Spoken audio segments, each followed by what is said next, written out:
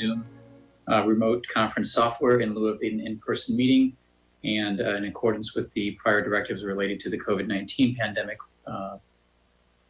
set out by the governor. Is there a second? All the, Ms. Knighton, would you call the roll? Alderman Fisk? Aye. Alderman Nguyen? Aye. Alderman Wilson? Aye. Alderman Suffredin? Alderman Ravel? Aye. Alderman Rainey? Aye. Motion passes. Motion passes. So the next item of business is the approval of the minutes of the regular meeting of October 26, 2020. Move approval. Second. Ms. Knighton, would you call the roll? Alderman Fisk? Aye. Alderman Nguyen? Aye. Alderman Wilson? Aye. Alderman Suffredin? I think that's enough. Alderman Ravel? Aye. Yes. Aye. And Alderman Rainey? Aye. All right, we have approval of the minutes. So moving on to our next item is public comment. With public comment, we're going to allow everyone 2 minutes to speak. Ms. Knighton, do we have many people signed up? Oh, yes. Looks like we do. Yes. And we're taking all the items at once for public comment, right? Is that the plan? Why don't we do that? Okay, we don't have that many items, so let's do all the public comment at once. Okay. Then your first speaker is Polly Kuehl, followed by Sarah Vanderwi, and then Bonnie Wilson. Okay, do we have, who was the first person again? Hi, Polly. Thank you. My name is Polly Kuehl, and I live in Ward 6, and I'm making comments in support of item P4, which is the rezoning of 1900 Sherman and granting a special use permit for their PUD at that location. I wear 3 hats. First of all, I'm a long-term Evanston resident, a senior citizen now, and I'm certainly proud to live in a community that supports diversity, has creatively developed its downtown area and kept it alive where other communities have had to deal with shrinking and declining central areas, and a community that also recognizes the need for affordable housing, especially for seniors. I'm also a commissioner on the Housing Authority of Cook County Board of Directors, who can assure the community of HAC's long-term commitment to the project, its experience in managing affordable housing, and its creativity in development and service delivery. Certainly, HAC has put its heart and soul into this proposed development. I also have a 40-year career in developing and managing affordable housing, both in the private sector and the public sector and the nonprofit sector. And I know how difficult it is to provide truly mixed income housing, especially meeting the needs of those in the middle, those people who are above the subsidy eligibility level, yet can't afford to pay market rent. And that affects more seniors than you would realize. This project actually provides a much larger number of affordable units compared to almost any other mixed-use property that I've seen or been involved with. I think that the architectural design actually improves the corner that's in question and provides a beautiful entry into the downtown area from the residential area on the north. I've heard comments from people about its height, and frankly, from the street level, I don't think you'll even notice much of a height difference between the proposed building and the 2 larger apartment buildings that already exist. But most of all, I think this proposed building grants the need of a lot of seniors who have made their homes in Evanston for years and want to remain here.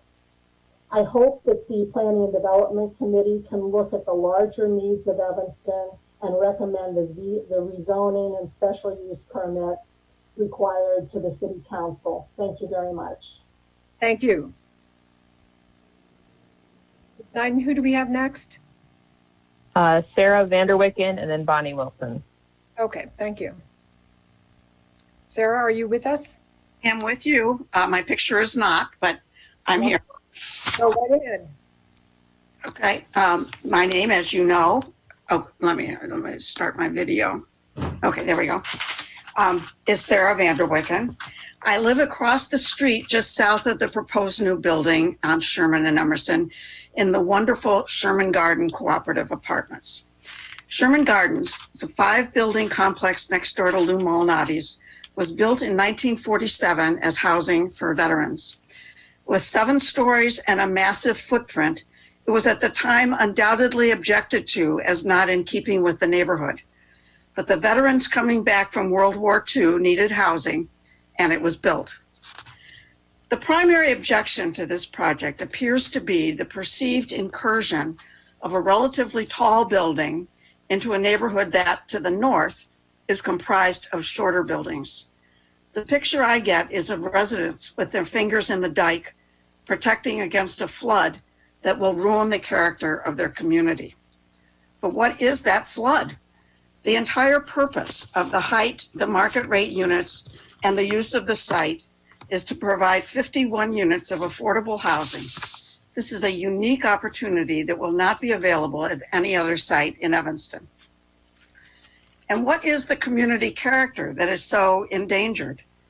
My community and my city value diversity and prioritize care of people in need.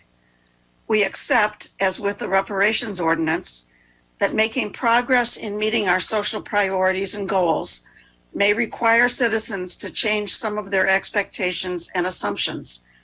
With reparations, it's giving up the use of some otherwise available tax revenue. Here, some may have to give up skyline views. People in our neighborhood enjoy living within walking distance of the L, the lake, and downtown Evanston. For me, that shapes the character of our community. To be able to welcome people who otherwise would have no chance to share in the benefits of this neighborhood is something to celebrate, as it was for those veterans who 70 plus years ago were also given that opportunity. Thank you. Thank you. Ms. Wilson? Hi, I'm Bonnie Wilson. I live in the first ward. It used to be the third ward, but now it's the first ward. I have been a real estate agent in Evanston for over 35 years, and I'm a senior real estate specialist. I'm also, as you know, the past Evanston Township Assessor. I am a member of the Joining Forces for Affordable Housing Committee. As a realtor in Evanston, I've seen many of the senior clients who have raised their children in Evanston and not being able to afford to pay the rent in Evanston anymore. I've been involved in affordable housing for the past 12 years. I was on the Affordable Housing for All Committee with the YWCA. I then joined the Age-Friendly Task Force Housing Committee, and last year this committee hired Sawgrass Partners to do a market assessment to assess the market demand for affordable housing. This study secured funding from the City of Evanston and the Evanston Community Foundation. January of this year, Susan Cherko, chairwoman of the task force, presented to the city the results of the Sawgrass study. The study confirmed the unmet need for more affordable independent living units at multiple income levels, including for seniors at the 80% to 120% of the area median. I have also worked closely with the staff of CJE Senior Life in asking me to help their senior clients find affordable rental apartments in Evanston, which is close to transportation and shopping. I usually have to tell these clients that there is not housing available in their price range in Evanston, and certainly not in an elevator building. 1900 Sherman development would be the perfect solution for my clients and other seniors who want to live in Evanston in an affordable rental apartment. I fully support this development at 1900 Sherman. Thank you. Ms. Nyden, can you tell? Next up, Larry Donahue, Phyllis Nickel, and then Bruce Enenbach. Hello, I'm Larry Donahue. I'm the chair of Evanston's Housing and Homelessness Commission, and I strongly support the project that is proposed for 1900 Sherman. There are three main reasons I support the project. First, this project will provide a significant number of new affordable units for seniors in Evanston, 51 new units. There is an acute need for more affordable housing in general, but one demographic group that is facing an especially acute shortage is seniors, including low-income seniors. We on the Housing and Homelessness Commission learned of this through a presentation by the Age-Friendly Evanston Task Force to us back in January. We learned that by 2024, there will be about 1,500 households in Evanston, age 75 and over, with annual incomes of $40,000 or less. Currently available and proposed affordable units for seniors in Evanston will total only about 160 units to meet that need of 1,500 units. So there is an acute need. Second, this project is self-sustaining financially as it is mixed income and hence will require no ongoing financial contribution from the city. But there is a third benefit that I think is quite important and speaks to what I believe are core values of life in Evanston: diversity and equity. On this point, it is good to have affordable housing available throughout Evanston to provide choice for Evanstonians of all income levels and all racial and ethnic backgrounds. So much of Evanston's affordable housing stock is currently concentrated in just a few areas of our city. The 1900 Sherman building is in a different area, the first ward, and so it will provide some affordable housing, some choice outside those areas. Thank you. Thank you.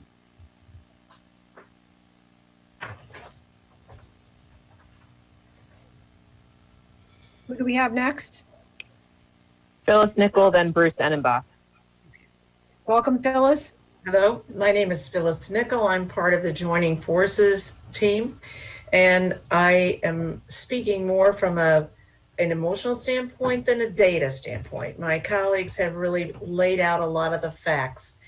This opportunity is very unique, and it's not going to come along again.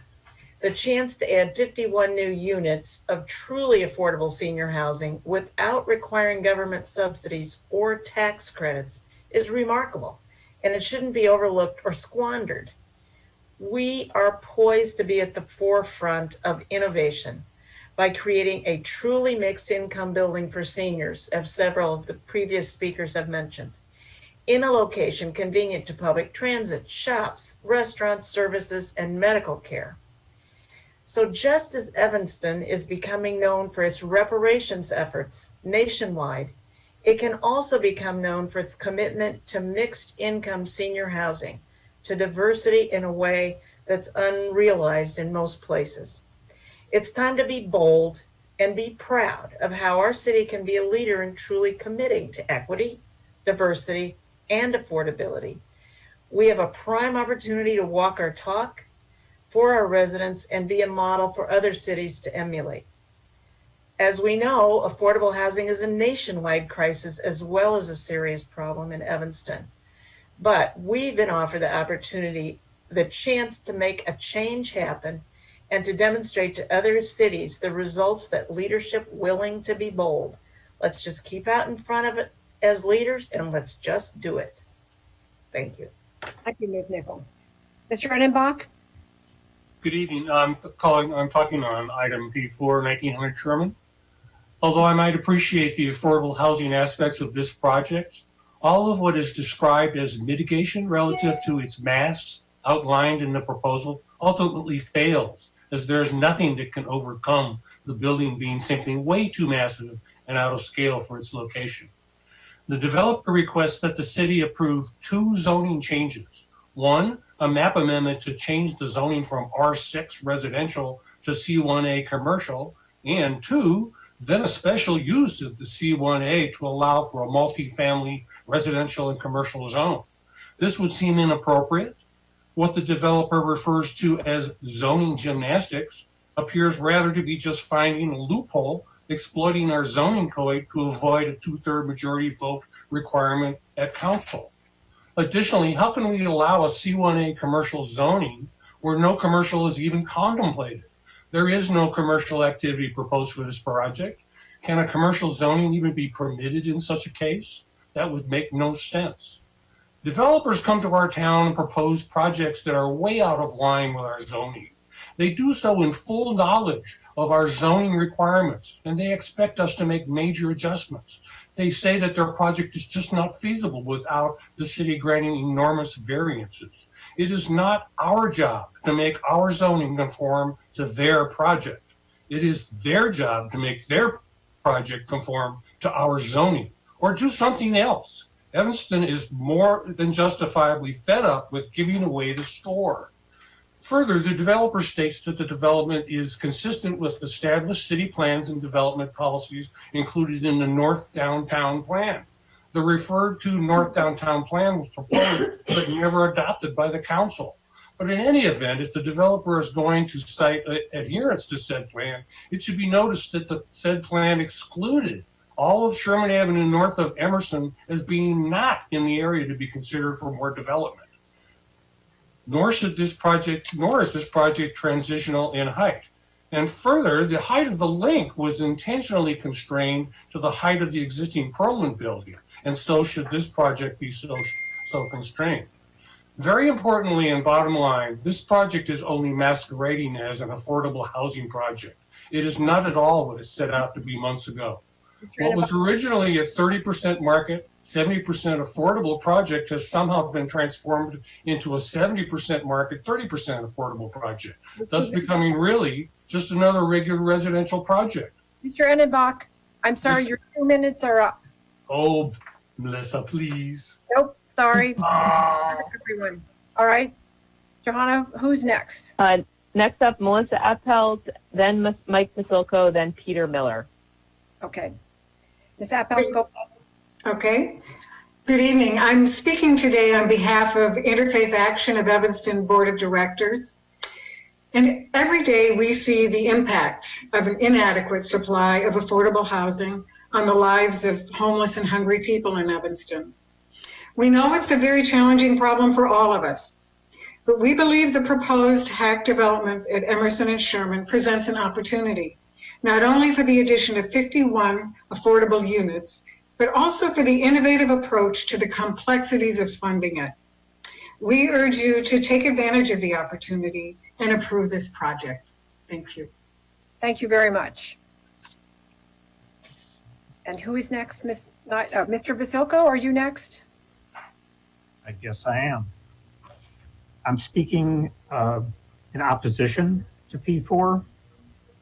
I mean, I've been listening carefully to everyone who's been speaking ahead of me, at least those who are speaking in support, claiming there's so many or 51 or more affordable housing units, but I'm having difficulty understanding where that is reality, because what I've heard is, and what I've read, is that some of these units, or the so-called affordable units, are still going to cost $1,700 a month for a small studio or a one-bedroom.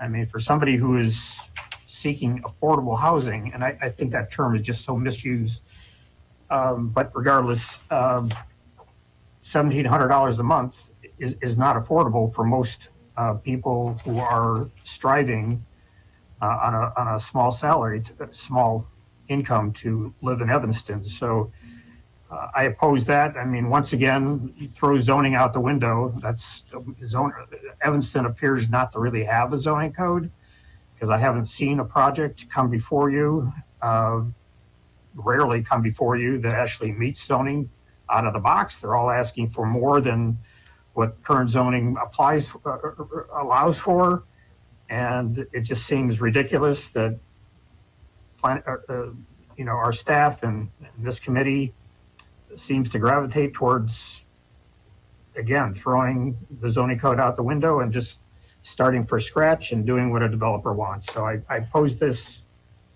I don't see the affordable housing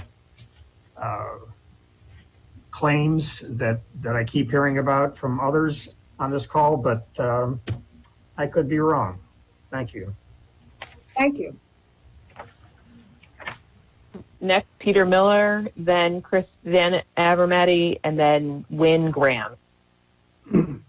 Good evening. I'm Peter Miller. I live at 2354 Ridge, and I've lived here for the last 25 or so years.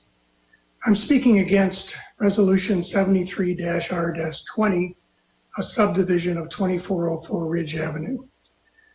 Permitting a subdivision of 2404 Ridge Avenue is a terrible idea. It has no public interest value.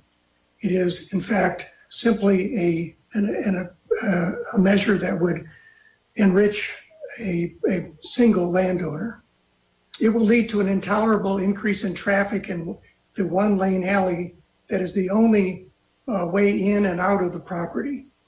It will thereby endanger children on bicycles and other pedestrians who use the alley to get to Leahy Park. It will lead to a further deterioration of the alley and a reduction in the quality of life for those living in houses bordering the alley. Second, the subdivision enables construction on 2404 Ridge property that threatens to increase the already substantial flooding of the properties on Colfax Street and in Leahy Park.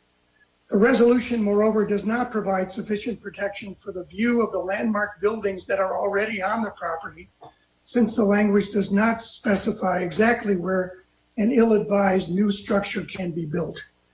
The resolution accomplishes these negative effects only for the purpose of enriching one non-resident landowner who is in violation of the city's preservation ordinance, who refuses to come into compliance with Preservation Commission rulings, and who in addition asks the city to give him economic relief instead of complying with the law that he willingly violated. If you must consider a subdivision resolution for this property, make it one that contains clear, binding, and verifiable restrictions on parking and on the type, placement, and drainage impacts of any buildings that are on the subdivided plot. You cannot rely on the owner to further the public interest prospectively on his own. Thanks very much. Thank you, Mr. Miller. Next, we have Chris. Hi, I'm Chris Van Avermaet. I live at 1013 Colfax. My property is across the alley, or my garage is across the alley from the 2404 Ridge property, which is what I want to talk about today. I also oppose the subdivision of 2404 Ridge. Last year in December, I believe, we put together a presentation and presented in person to city staff regarding our specific concerns around traffic management and drainage management that a subdivision would create. Those concerns apparently fell on deaf ears. We never received any feedback, and the resolution that's being put before this commission today doesn't address any of those things.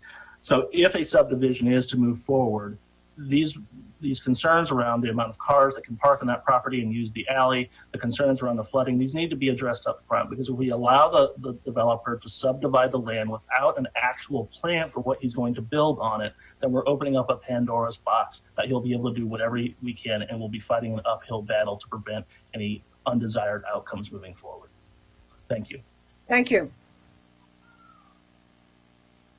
Then Wynn Graham, Dana Janatiran, and Tony Ray. My name is Wynn Graham. I live in Ward 6. I represent the Peace and Justice Committee of Lake Street Church, which urges you to vote yes on the Emerson residential building at 1900 Sherman, providing Evanston with 51 more affordable housing units for seniors.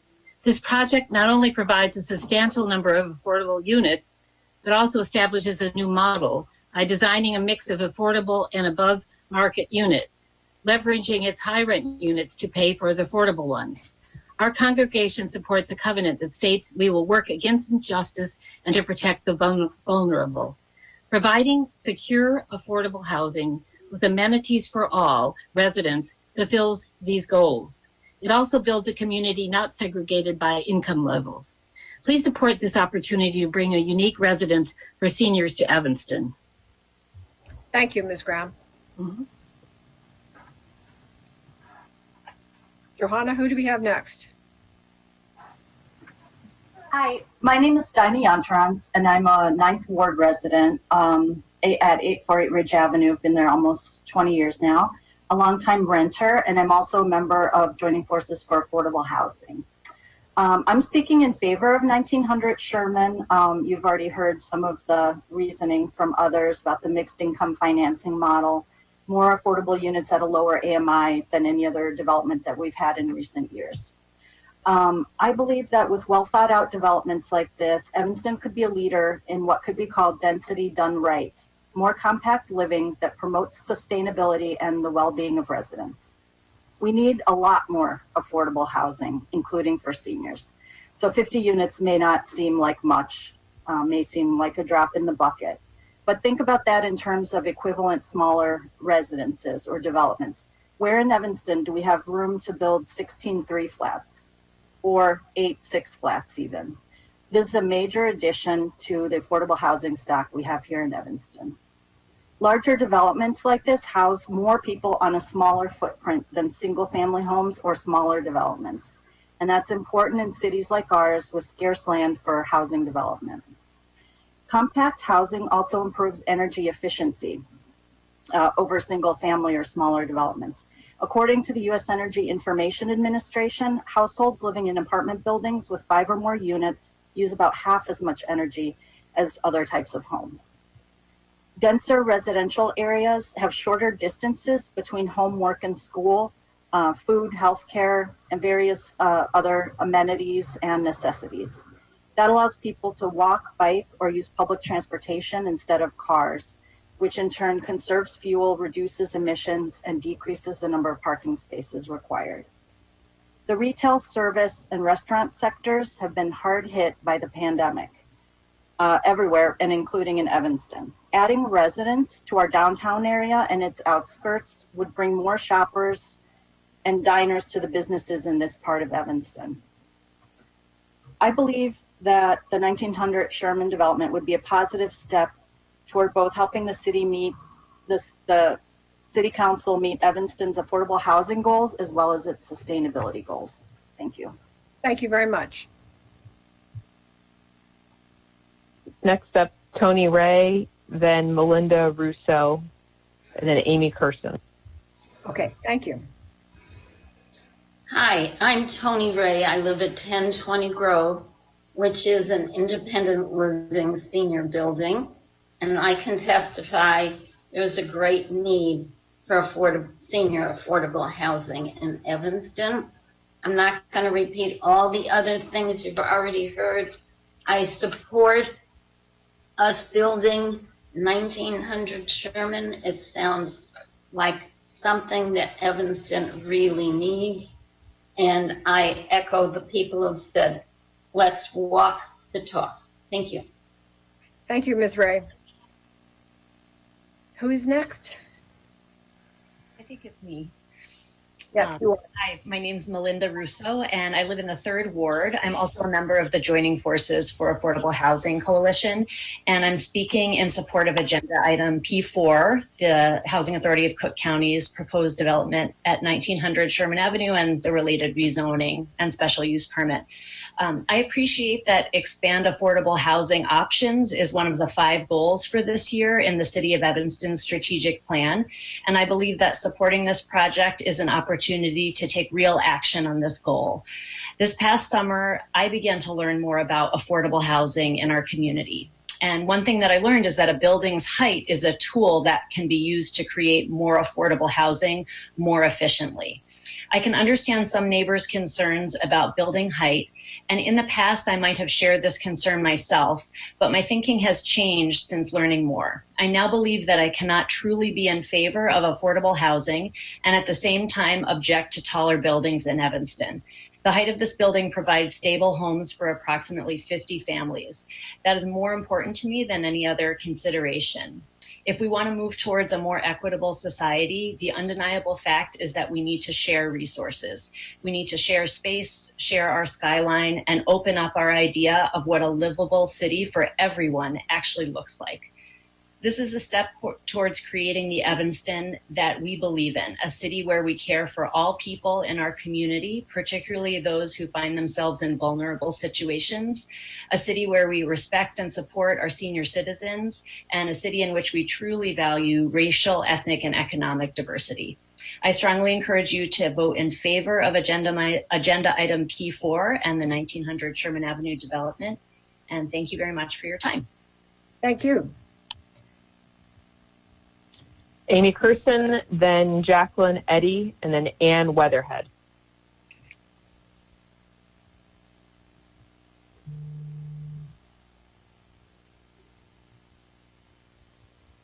Amy? Amy. Ms. Kirsten is the attorney for the developer. I believe she may be speaking later. Yes, if you're going to be part of the presentation, we would rather that you wait. Then Jacqueline Eddy.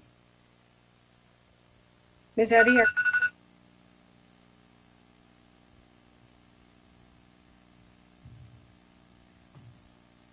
All right, Ann Weatherhead.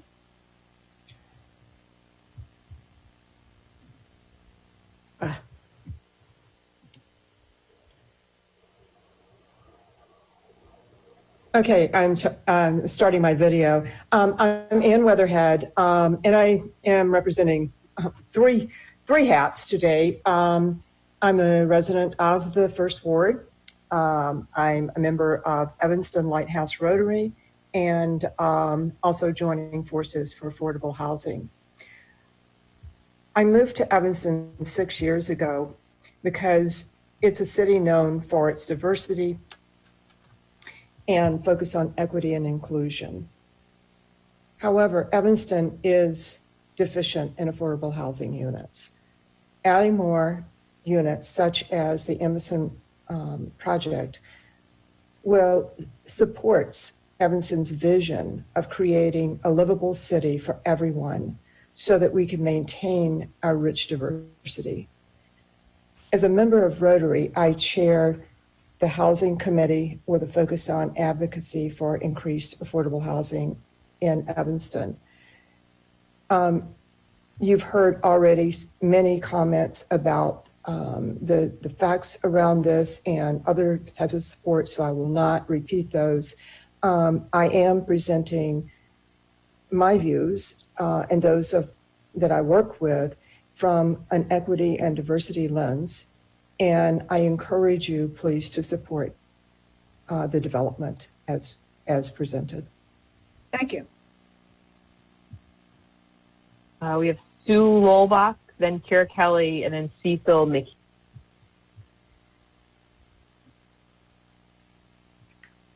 Hello, everybody. I'm Sue Lolbach, and I work at Connections for the Homeless and lead our advocacy coalition called Joining Forces for Affordable Housing.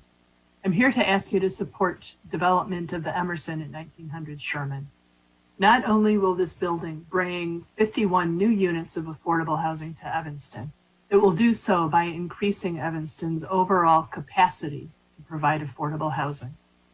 Most nonprofit developers pay for affordability by using government grants, low-income housing tax credits, and other sources of low-cost financing. These opportunities are very scarce and they are competitive. For every 3 winners of these resources, there are 7 losers. The pie is only so big, and it's not big enough for everyone to have a piece.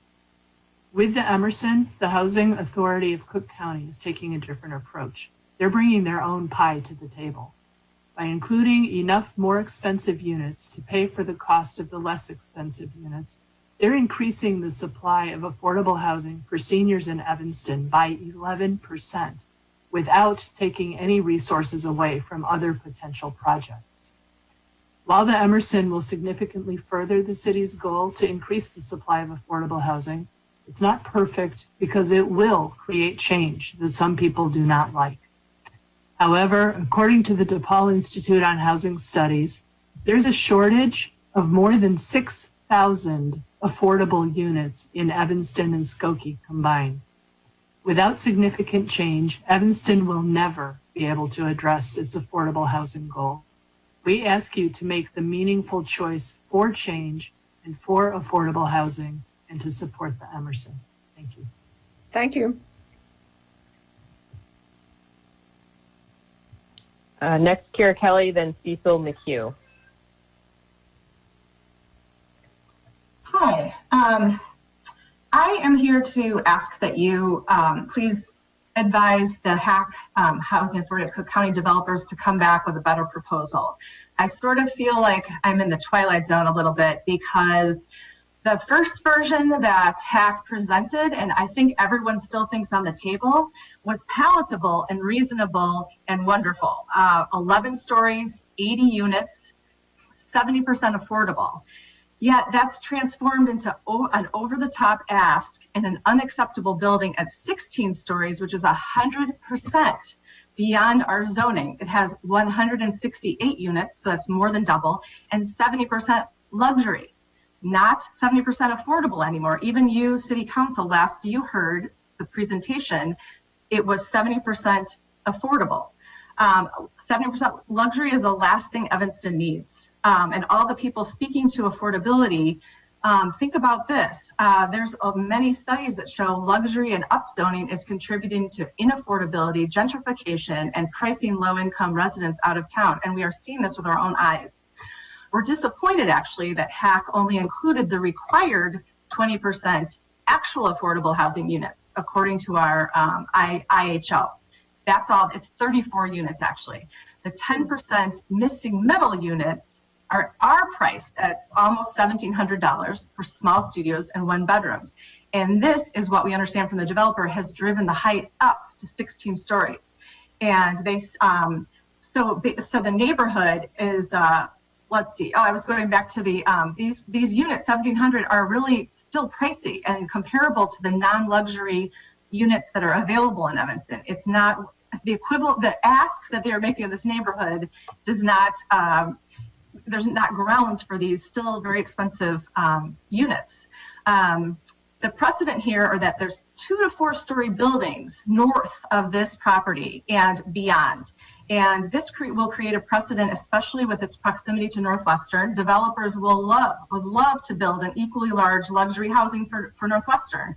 And we'll certainly use this as a precedent the way that HAC used Link's height and luxury offerings that we were worried about at the time. Sure enough, they are using Link, and this will be a precedent for other developments like this to be built down Sherman. Please be advised that a majority of the plan commissioners, the majority of the conversation at the meeting was concern over the height zoning versus the diminished public benefits. They said, and they actually tried to make an amendment recommending the height be reduced, but they were prevented from doing that. They said, although in favor of the concept, we have to draw the line. 16 stories is too tall at this site. It's asking too much of the neighborhood. They also said concern about the balance between the public benefit, which has been reduced, and the size and the mass of the building, mostly what it does to the neighborhood now. They said height is an issue, change the pro forma, lower the height, pursue the tax subsidies. And I know that, you know, they're proud of holding off on the available low-income tax credits, and they're trying their hand at being luxury developers. This is a prototype. Okay, this is a prototype, and I think it's too big to take a chance. And we're wondering why HAC is going into the business of being luxury developments. We'd like another proposal. We're all for this building. Sorry, you're too more reasonable level. To be fair with everyone. Okay, who is next? So a more reasonable level, bring down Cecil McHugh is next, then Robbie Marcus, then Darlene Cannon. Hello, can you hear me? Hello, are you able to hear me? I'm sorry, Johanna, you froze for a second there. Could you say that again? Cecil McHugh. Yes, can you hear me? Yes. Okay, thank you. I just wrote this up as I was listening, so I apologize for the format. It's not what I was preparing to present, but I just wanted to comment based upon what I've heard and what I think are the real issues here. So I'll go as fast as I can. I haven't pre-timed it. I'm very much in favor of providing affordable housing, but very much question that Evanston residents will occupy the affordable units that will be available in this proposed development. HACC had a waiting list for vouchers that was closed for 20 years. It had 6,000 people on it. It was reopened in October of this year. 10,000 more people were added to the list, and the list is now closed again after a month. When will it reopen? I don't know. It was closed for 20 years before that, before October of this year. There is no opportunity to be added to the waiting list. It would be wonderful to be able to provide affordable housing for those in Cook County outside of Evanston, in addition to Evanston residents, but obviously we are not in the financial condition to serve Evanston residents as well as the rest of Cook County. And so having to choose, we obviously need to prioritize Evanston residents and their families and those who work in Evanston. Additionally, those middle units are not very inexpensive and the same rents can be found naturally in the immediate area. Oh, I forgot to say, I live within 500 feet of 1900 Sherman. So additionally, repeating my last sentence, additionally, those middle units are not very inexpensive and the same rents can be found naturally in the immediate area. I appreciate that it is nice to live close to downtown. I like it very much and I would like it to stay the way it is.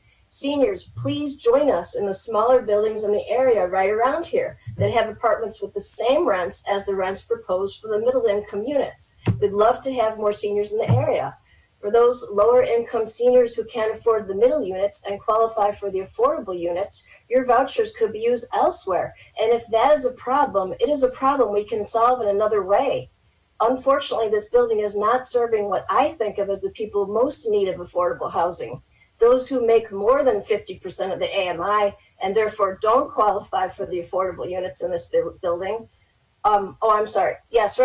But make less than the AMI and can't afford the middle units this building is providing. These are the people not served by the proposed development, however much they purport to be serving the missing middle. The missing middle are those making between 80 to 120% of the AMI according to this development.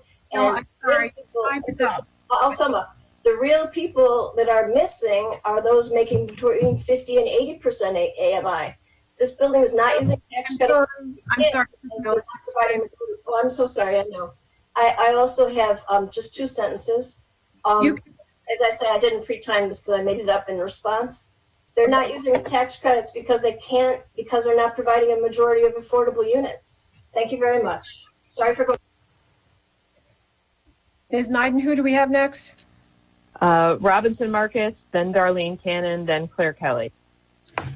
All right, good evening to Planning and Development Committee, city staff, residents in attendance. I hope you all are staying healthy and well these days. My name is Robbie Marcus. I'm a 4th Ward resident, also a worker owner, employee owner with the Evanston Development Cooperative. I think a lot of the Joining Forces members, as well as affordable housing advocates, have hit a lot of points, so I'll try to be brief. I think looking at the city's 2020 consolidated plan, around 4 in 10 of Evanston's households are cost burdened or severely cost burdened. And given that in some publications, folks are calling the COVID-19 recession one of the most unequal recessions in history, given that it's predominantly affecting the working class and Black and brown folks. I think the needs for affordable housing have only been exacerbated in 2020. I'll specifically add that I do think the model to not rely on low-income housing tax credits is relatively innovative and could be a model that could be replicated to other communities. And in that sense, Evanston could be seen as perhaps a leader that is trying out new financing mechanisms for affordable housing. I think to say yes on this project is to say and agree that we need racial and socioeconomic diversity in our neighborhoods now and for the future. So I'm in full support of this project and hope that P&D committee can support it as well. Thank you very much. All right, thank you, Darlene Cannon, then Mr. Claire Marcus. Kelly. I think you Okay, thank, Johanna, who do we have next? Darlene Cannon, and then Claire Kelly. okay. Arlene? Yes, hi. Hi. Okay. Let's see. The residents in the Jane Perlman building are very upset and do not want the building because they think it's too much. It will be too much congestion, noise, and they'll lose their parking and be forced to park 2 blocks away at E2. The Perlman residents would like the right for first refusal of the apartments and should be able to enjoy the amenities of the new building since they don't have any amenities in their own building. The building is too high and will create a terrible wind tunnel in between the buildings, and for seniors, it will create a greater risk for them to lose their balance and possibly fall. More units need to be set aside that are affordable in the 30 to 60% AMI range and less in the 80 to 120 and luxury range. I'd also like for folks, because I keep hearing people talk about using the equity lens. I'd like for folks on this committee and then joining forces to use the equity lens, and let's address the difference between the AMIs, between Black and white people in Evanston, because that will directly impact which seniors can live in this development. The handicap accessibility should be allowed to live there regardless of the age, because if they're handicapped, they should not be restricted as to where they can live. And lastly, I'd like to see this development be different than all the rest, which would mean to allow young adults of color to receive work contracts and employment with the contractors, as we saw with Robert Crown and the numerous other developments that did not take place. Thank you. Thank you. All right, Ms. Kelly, are you here? Claire Kelly? Yes, I'm here. So first I'd like to say that I feel strongly that mixed income buildings are a very positive objective and they should be supported. However, there are serious problems with this project. And I want to first talk about the process. This really has felt like a bait and switch, and primarily for the residents who are most impacted, for the residents of the Perlman building. There has not been a single community meeting about this building. The last one that was held, it was when it was 9 stories with 100 units, and there hasn't been a meeting to meet, a community meeting, particularly with the Perlman, with everybody, but those are the ones most impacted, when it went up to 168 units and 16 stories. This is not tweaking a project. We need to own that this is a new project. This is an entirely new project.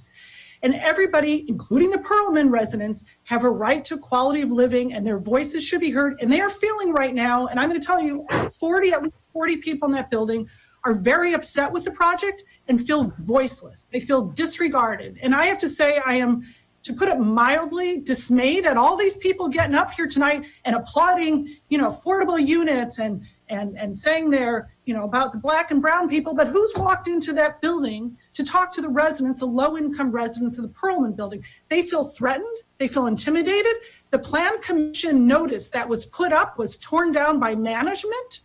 So they thought it was over, that it wasn't happening. They pulled it down off the wall. How many of you have walked in there to talk to them and about their concerns? And anyway, this is really upsetting. Furthermore, I want to say, tying the 51 units to 117 market rate units, I feel like everybody up here needs to really put on their critical thinking caps or consult with affordable housing experts, because truly there are other options. If Mr. Minocchio, as he states, the objective is to create more affordable units, there are other options. The 50 affordable units do not need to be tied to 117 market rate units, nor does the additional height be needed. We could have even more units, as Cecile or the previous woman stated. We could have more. We could have up to 60 affordable units with the original proposed 11-story building with a 90-unit building, by having the Housing Authority designate 30 units for project-based vouchers. The rental income generated from the project-based vouchers would be at fair market rents that would be, by definition, match what is forecast from the market rate units. The proposal could then include 30 units of PBV serving households with incomes of less than 30% AMI, 30 units serving households with incomes of 30 to 80% AMI, and 30 units serving households without any restrictions, thereby providing even more affordable units. And so I think this has been just, like a bait and switch on the residents with disregard for the Perlman residents. And I think it needs to stop until you hold a community meeting, because this is an entirely new project and no community meeting has been held. And one more thing, this is at best inappropriate. Wait, I have to say this, please. I'm sorry, but Jean Linwell was appointed to the Plan Commission, and she is a principal consultant for Camrose, which is the developer that is partnering with HAC all the way through on paper, and she was appointed this summer to Plan Commission. At best, that is inappropriate for her to be appointed to a voting body. Thank you very much. Your time is up. Thank you. All right, Johanna, do we have anyone else? We do. Lori Keenan is up next, then Trisha Connolly, and then Elliot Zashin. Okay, I would just ask if anyone, any of the other speakers, we really would like to deliberate this in committee and still end up on time for our city council meeting. And as you all know, we have the budget tonight, which we really do want to get to. So if someone else has said the points that you are going to make, you could just say ditto, because we really do want to deliberate and hear from the developer and be able to ask questions. Thank you. Ms. Keenan? My name is Lori Keenan. I live in the 7th Ward, and I urge you to oppose the planned development at 1900 Sherman. I'm not going to just say ditto, and I think over time the residents' voices have been squelched long enough. I've heard many people on this call say they support the project because of affordable housing that it will provide, but I wonder if they know that this project has changed dramatically from its original plan. I can tell you over the past several weeks, as I've been collecting signatures from Evanston registered voters on petitions in my run for mayor, I've asked the people what are their issues with Evanston. Not one person has told me they don't think there's enough luxury development in town. I've heard about a lack of affordable housing and how people are being priced out of town. I've heard about our rising taxes and how people can't afford to live here anymore. I've heard a lot about parking complaints, too much density, but not one single person has said, gee, I wish we had more luxury high rises. And while this project may have started as affordable housing, it no longer truly is. I have been in the senior housing and senior living sector for a not-for-profit for about 10 years, and I know what affordable housing looks like, especially for seniors. This is not it. Since the project began, it's flipped from providing 70% affordable housing to 70% luxury units. The project now includes 20% low-income housing as required by our inclusionary housing ordinance, 20%, and 10% middle units, or 80 to 20 AMI, the average median income. So it's only slightly reduced luxury rents for studios and one bedrooms at $1,700 a month. This would be the 6th such project of its kind which has been approved in the last few years. The Link, the Albion, the Avador, 1815 Ridge, and now 601 Davis, and now this. Enough is enough. Even the rendering looks horrendous as it dwarfs all of the adjacent structures. Stick to what the zoning allows, and please end the giveaways that compromise our community while not creating true benefit to the people who actually live here now. If this were truly going to be 70% affordable housing, as Ms. Kelly just laid out it could be, then I could see supporting it. But as it is, this plan should be opposed. Thank you. All right, who is next? Trisha Connolly, and then Elliot Zashin. Okay, Ms. Connolly? Hi, I'm Trisha Conley. I live in the 4th Ward. I oppose this project, and for similar reasons that have been stated through the evening. I think it's time we all look in the mirror and we take a real close look about equity, inclusion, race and ethnicity, and this kumbaya moment, if we will, and really get down to it and really think, are we really doing what we need to do here? We know we have an acute need for affordable housing. Are we going to ride on the back of for-profit developers to get there? Is this what we're going to continue to do? We've been doing this for several years now, and we're barely getting forward. We need to really get brave, and we really need to ask questions, and we really need to push hard. We are not pushing hard enough on this, and frankly, the idea that taxpayers who are, part of HCC and paying for affordability only to have that partnership with a for-profit company actually makes me pretty ill. We can do better. Thank you. Thank you. And finally, we have 2 more after that. Sorry. So Elliot Zashin, Jacqueline Eddy, and then Claire Waitsall. Mr. Zashin, are you with us?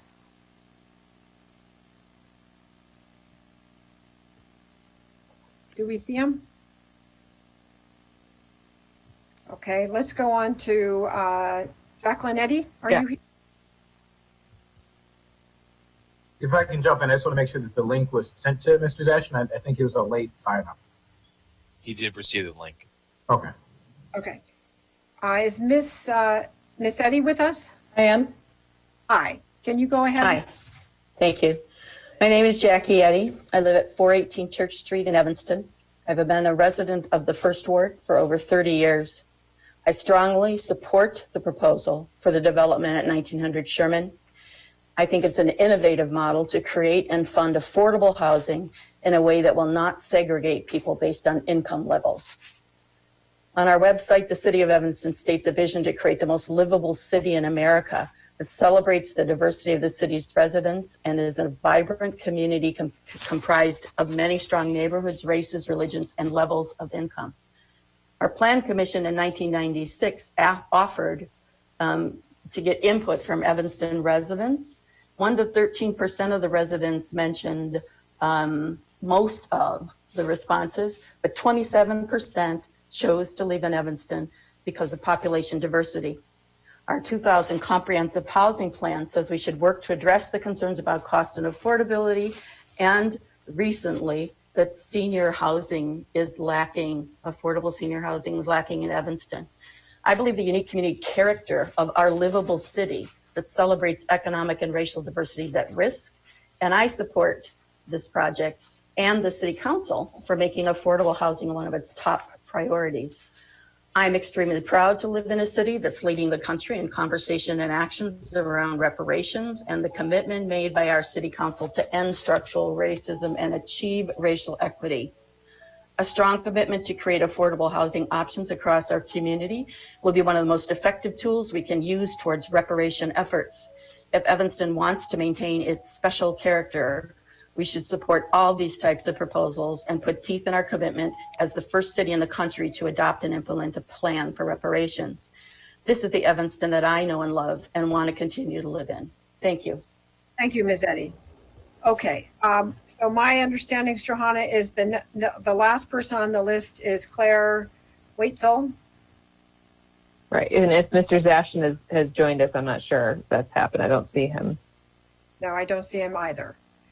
Okay. Alderman Nguyen, I have a citizen presentation that we emailed about. Is now the time? No, now is not the time, Ms. Waitzel. Can you please wait until we have the item before us, and then I will call on you. Thank you very much. Okay, thank you. All right, that completes our citizen comment. I would like to clarify something.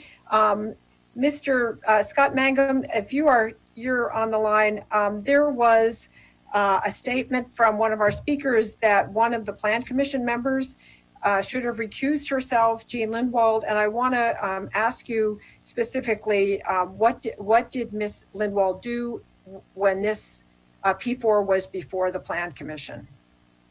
Thank you, Madam Chairman, members of the Planning Development Committee.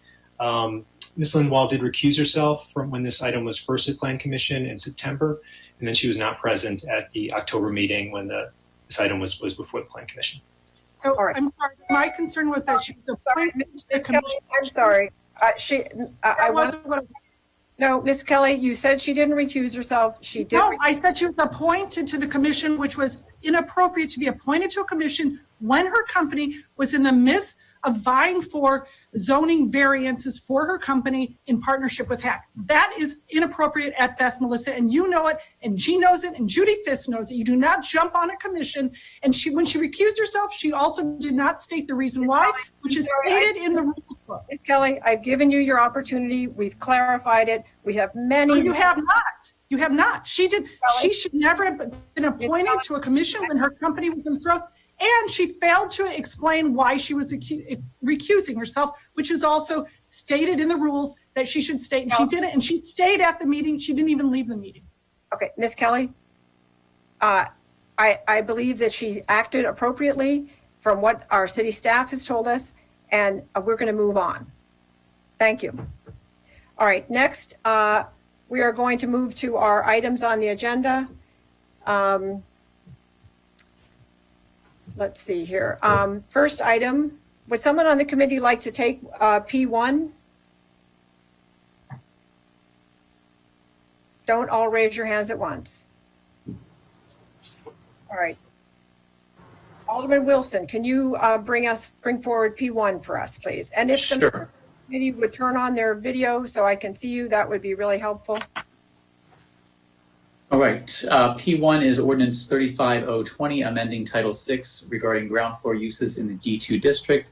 Staff is recommending that the Planning and Development Committee deny Ordinance 35020 due to the current COVID-19 pandemic and the economic uncertainty over the retail market and the inability to hold in-person meetings with key stakeholders. Previously, the Plan Commission and staff had recommended amending the zoning ordinance to modify the currently permitted ground floor uses, including offices and financial uses, to special uses in order to encourage active ground floor uses that promote pedestrian activity and an economically vibrant downtown corridor in the D2 downtown retail core district. However, given the uncertainty, staff wishes to bring the issue back at some point in the future. It's for introduction. All right. Is there a second? Second. Okay. Shall we have discussion from staff on this issue, or is this self-apparent? I feel like it's self-apparent, but Melissa, can you call on me? Yes, Alderman Fisk. Okay, wait 1 second. I've screwed up here. There we go. I'm wondering from staff why we don't just table this rather than deny it. I mean, if it's going to be coming back, then why don't You've already held and tabled it. we can't table it again? No. We've exhausted our resources, the administrative steps we can take on this, Alderman Fisk. We certainly intend to bring it back. It just, I think one of the issues that we've discussed internally is the moving nature of what does commercial real estate look like in a post-COVID world. And I think we would want to see a little bit more of that proved out so we can better define what these uses might be.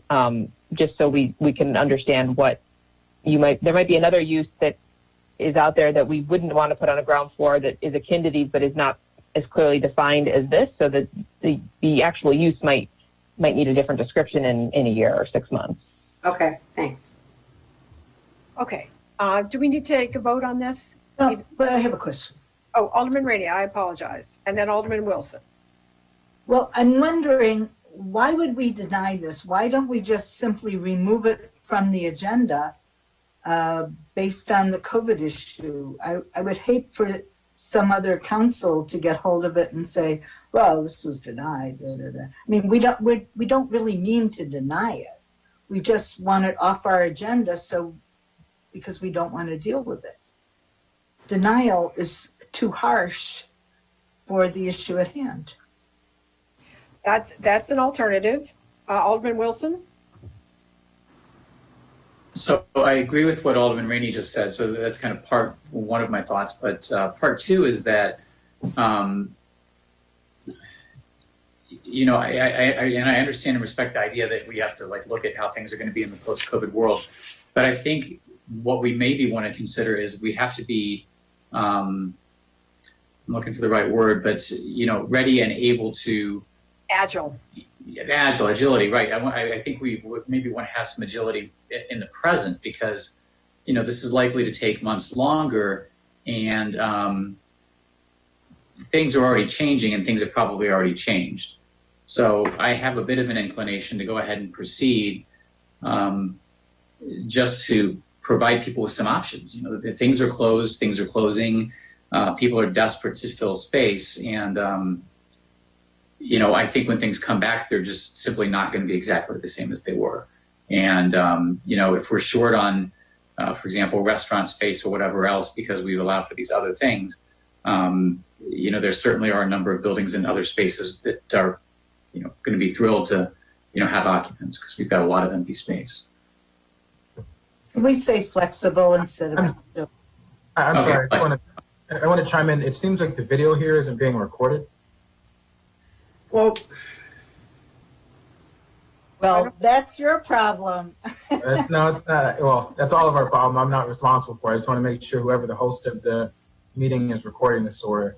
Okay. It's being broadcast to Channel 16 and to YouTube. And Anderson records.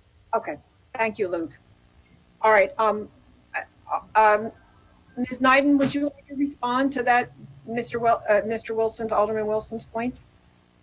And we're perfectly happy to have this move forward with an approval. I think the response when we discussed this mid of our current COVID state was concern over what might the future hold. So if we're feeling more comfortable about making this moving forward, making this a special use, we could always come back with some other tweak down the line if that need be. So that we're fine either way. Me too. Alderman Rainey, in order to remain flexible, perhaps we should move forward with this and see what comes out after, what comes forward after, eventually after COVID has resettled. I just hope we can include parking space seating. It's a big issue in my ward. Okay. So Alderman Wilson, would you like us to move forward and introduce this? I would. I mean, I don't see a compelling reason to hold off on it. And you know what? Things are going to change, and then we're going to have to change it again later. But I guess for right now, it provides the potential for some flexibility. And we're adding how many permitted uses are we adding? 2 or 3? This is making this a special use. Special use. So with the special use, it's still going to have to go through the special use process. I'd argue that we should move. I agree with you, Alderman Wilson. I think we should move forward. And if we discover that we have some special uses or an overwhelming number of them, that we think that this wasn't a smart idea, we can always revisit that. But I have a feeling we won't have that many come forward very quickly. Okay, so before we get to this on action, I think we'll just have to double check the language in the red line. I'm not going to do it right now, but let's just it's for introduction now, right? Yeah. So before we go take action, let's just double check the red line. But yeah, I feel like we should go ahead and proceed and just make these uses available to people if they've got something that turns out like if it looks like a good idea. Okay, so before our next meeting, I'd urge the committee members to read through this carefully and use your imagination in terms of how this would apply so that we feel good about moving forward with it. So that's been moved and introduced. Do we need a roll call for that? So let me just double check. So the wording of the thing was so let me clarify the motion. So I move that we approve ordinance 35-020 for introduction. I'll second it. Yeah. Okay, Ms. Biden, would you call the roll? Alderman Fisk? Aye. Alderman Nguyen? Aye. Alderman Wilson? Aye. Alderman Rusimmons? Alderman Suffredin? Alderman Ravel? Aye. Alderman Rainey? Aye. Motion. All right, so this has been moved and introduced. All right, item P2. Would someone like to take item P2? Alderman Rainey, would you like to take item P2? Is this amending ordinance 136? No. No, okay. So. No, yeah, it is. It's amending 36. Oh, I apologize, Ann. That's right. Okay. I got it right here. This is P2 ordinance 101-020, amending ordinance 136-018 regarding the City of Evanston permit fees. I move approval. Second.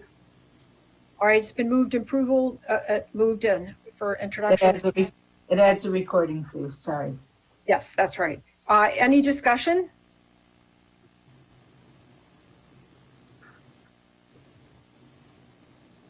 Does everyone, do we need anything from the staff to explain this, or is this self-explanatory as well?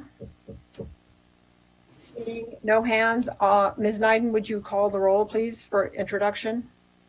Alderman Fisk? Aye. Alderman Nguyen? Aye. Alderman Wilson? Aye. Alderman Suffredin,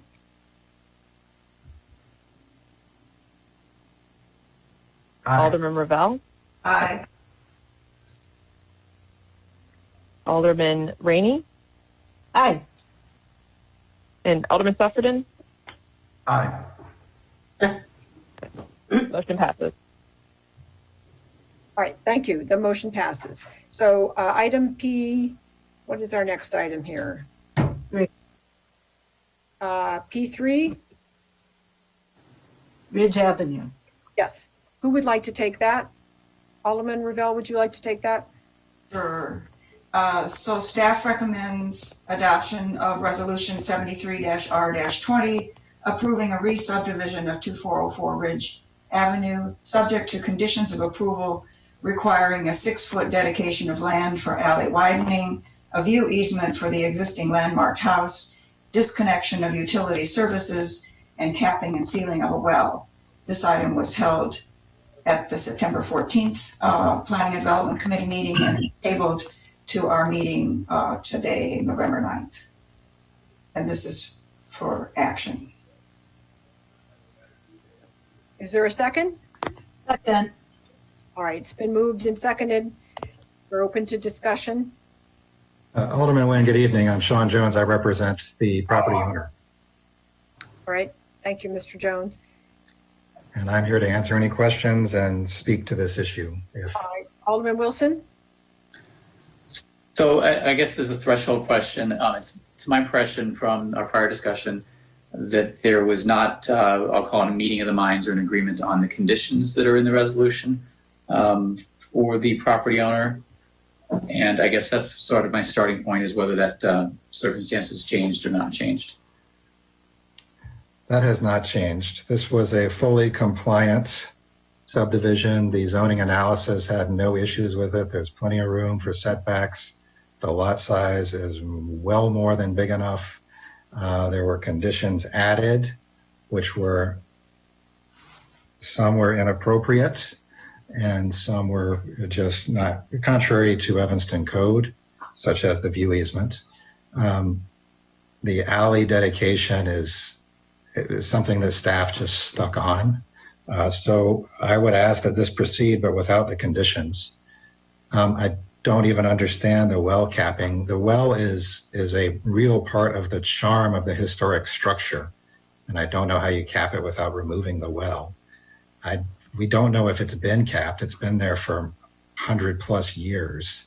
It's just part of the charm. If anyone can walk out there and see, it really is part of the charm of this setting. So I don't understand why that was included. We don't have an issue with attaching the sewer whenever the new lot is developed. We don't have an issue with that. But the remainder of the conditions were just kind of stuck on. According to the code, the Historic Preservation Commission gets to chime in on the effect of the proposed subdivision and whether or not it is consistent with standards or inconsistent. That does not mean they get to impose a view easement on any proposed subdivision. It's kind of a yes or no thing. It's not a view easement can be added. So staff sticking that on was, even the language of the proposed conditions say that my client is supposed to resubmit plans. Clearly, I don't believe you can have a subdivision resolution that calls for my client to resubmit plans for a subdivision resolution. It's just, these conditions aren't making any sense and are contrary, I believe, to the Evanston Code. So I would like you to proceed with this, but remove these conditions. Thank you, Mr. Jones. Committee? So maybe our corporation council could address the conditions, particularly the alley vacation, the easement issue. Well, I think also we should hear, good evening, Kelly Gandersky, Corporation Counsel. Good evening, Alderman. Mr. Jones, I think Scott Magnum from zoning can weigh into that with more technical efficiency than I can. But I will say that the issue is, if this property were to be subdivided the way that the city sees it, I know it may not be Mr. Schweitzer's intention to build a second parcel on the subdivided land, but if the property were subdivided, my understanding is nothing in the future, should he convey the property to another owner, would prevent someone from putting a parcel on that second plat of land. And if so, we would have no means of ingress or egress from that property aside from the alleyway. And right now, as it stands, anyone who's been out to the property knows that that turnaround and that alleyway is very narrow. And so the city has a concern about providing city services and having access to that, what would be the second parcel of land. But I'll let Mr. Magnum weigh in on the other issues as well, since he's worked on this property for more than a year now. Mr. Magnum. Yes, thank you. Good evening. So the specific code sections relating to these conditions deal with subdivisions in Title 4, Chapter 11.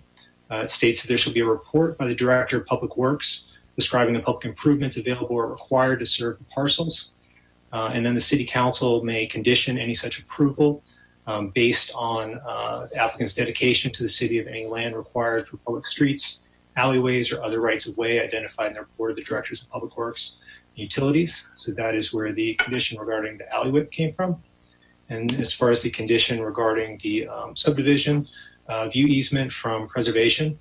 Preservation does make a recommendation on subdivisions. Their recommendations, the design of the subdivision shall both provide location, design, and new structures and objects that are visually compatible with the landmark or sites, building structures, and objects in the district, and not result in blocking or otherwise obstructing, as viewed from a public street or public way, the critical features of the landmark. So that's where the condition of setting back the new structure on the new Lot 2 was made by the Preservation Commission, as included as a proposed condition of approval. I could briefly address both of those. I mean, we can argue these in court, which I guess maybe that's where we're going to head. But the Historic Preservation Commission is not permitted under this to impose a view easement. It's permitted to give a report to you, a recommendation, whether this is consistent or inconsistent. As far as the alley dedication, the law is just clearly designed for new developments if they need to put in alleys, or new developments if they need to put in streets. Then the developer is required to dedicate that property to the city so the city may maintain those. This is an already existing alley. We're not dedicating any new land for, this is an already existing alley. The problem is the alley is partially my client's property and always has been. And we've been trying to resolve that issue. My client has agreed to accept payment of the appraised value. We've obtained an appraisal. If the city wants to purchase that sliver for the appraised value, we are really open to it and would agree to that. But forcing a dedication as part of this subdivision is heavy-handed and contrary to the law. So we could end up in court if you'd like. I was hopeful that we could resolve this. I still hope that we can come to a decent resolution, but you just don't come up with lots this size for single family homes in Evanston very often. As you know, this is going to result in real estate transfer taxes, building permits, and then property taxes when a structure is put on there of probably north of $20,000 a year in new taxes. So it's up to you, but this, I can't stress enough, when you look at the zoning analysis, this lot is plenty big enough. It's just well within his right to subdivide this property. Mr. Mangum, do you have any response, or Ms. Gandersky? We can just add the city code allows it to be within the right of city council to attach conditions of dedication within the subdivision. And again, the Preservation Commission did make that recommendation based on the standards and the view that would be available for the landmark structure. And we do have view easements on a number of properties, historic properties in Evanston. Another one on Ridge, as a matter of fact. I can't, this is Kelly Ganderski. I can't say at this time it would be against the manifest weight of the evidence, which is a pretty high standard to meet on review. But we also still, there are some zoning issues, is my understanding, with this property, and the property may not be in compliance with our existing zoning. Be that as it may, the council is free to, of course, vote how it wants to. I understand Mr. Jones's arguments. I think Mr. Magnum's points are well made, and I think the council is within its rights to approve the conditions if it wants to. So I'll just leave it with that. I just have to say there are no zoning issues with this lot. I mean, the zoning analysis is very clear. There are no zoning issues with this subdivision. Right. Thank you, Mr. Jones. Okay, committee members, are we ready to vote? Alderman Ravel. Well, I guess I do want to just make a couple of quick comments. I was disappointed actually that the Preservation Commission went ahead and granted the certificate of appropriateness for the subdivision, given that they had requested to see a drawing, the plan of what the house might be that would be on the second lot. And I would have preferred that they'd hold off on granting that certificate of appropriateness till they actually could see what was being proposed to be built there. And then I guess my really big concern about the possibility of a second home on that property is the impact that it would have on that very narrow alley. To add additional traffic, both if there were a house built and people living there, as well as just the idea of the construction traffic to actually build the house there, I just think would be inappropriate and a really serious burden for the neighborhood. So I'm going to be voting no on this request. All right, thank you. Anyone else on the committee? All right, I see no more hands. Ms. Nyden, would you call the roll? Alderman Fisk? No. Alderman Nguyen? No. Alderman Wilson? No. Alderman Sufferton? Can't hear you. Sorry, I don't know why. No. Is that, can you hear me? Alderman Ravel? No. And Alderman Rainey? No. 6 no's. All right, so the resolution fails. All right, P3, that we're finished with P3. Now we're moving on to P4. Alderman Nguyen? Yes. P4 and P5 are both in my ward. Could we take P5 first? Yes. Thank you. P5 first. I'll read it in. It's a resolution. I'm sorry, P5, I believe that was already voted out of committee. Is that correct, Scott? Oh, yes, actually it was voted out of committee. That's correct. That should just be on the city council's meeting agenda for action at P&D. Yes, okay. Okay, then Alderman Nguyen, if we're going to P4, I have a statement, please. Okay, go right ahead. Would you like me to read the item first, or would you like to make your statement? No, why don't you go ahead?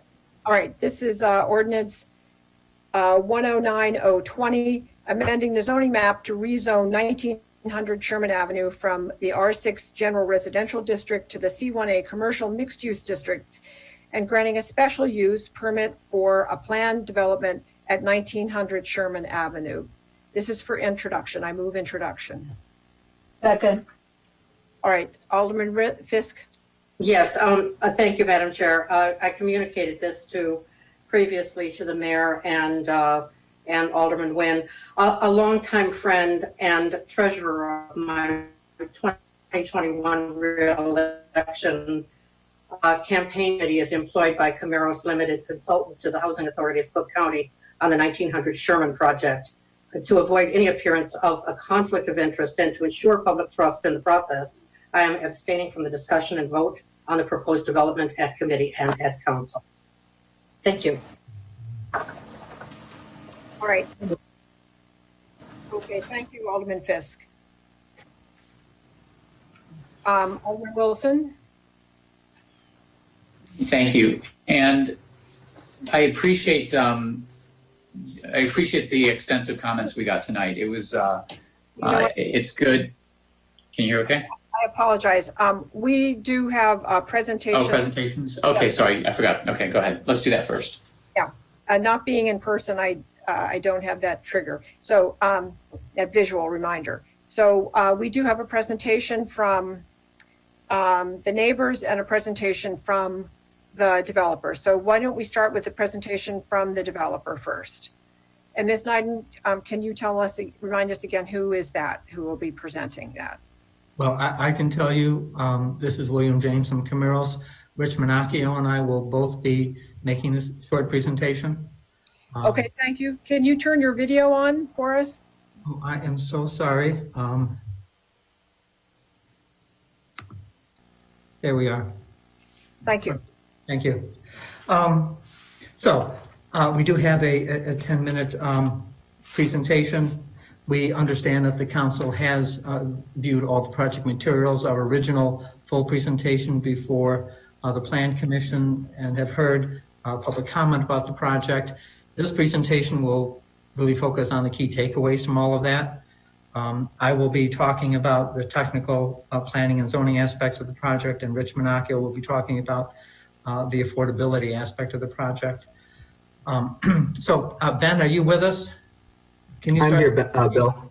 Okay, can you start the presentation? Yes.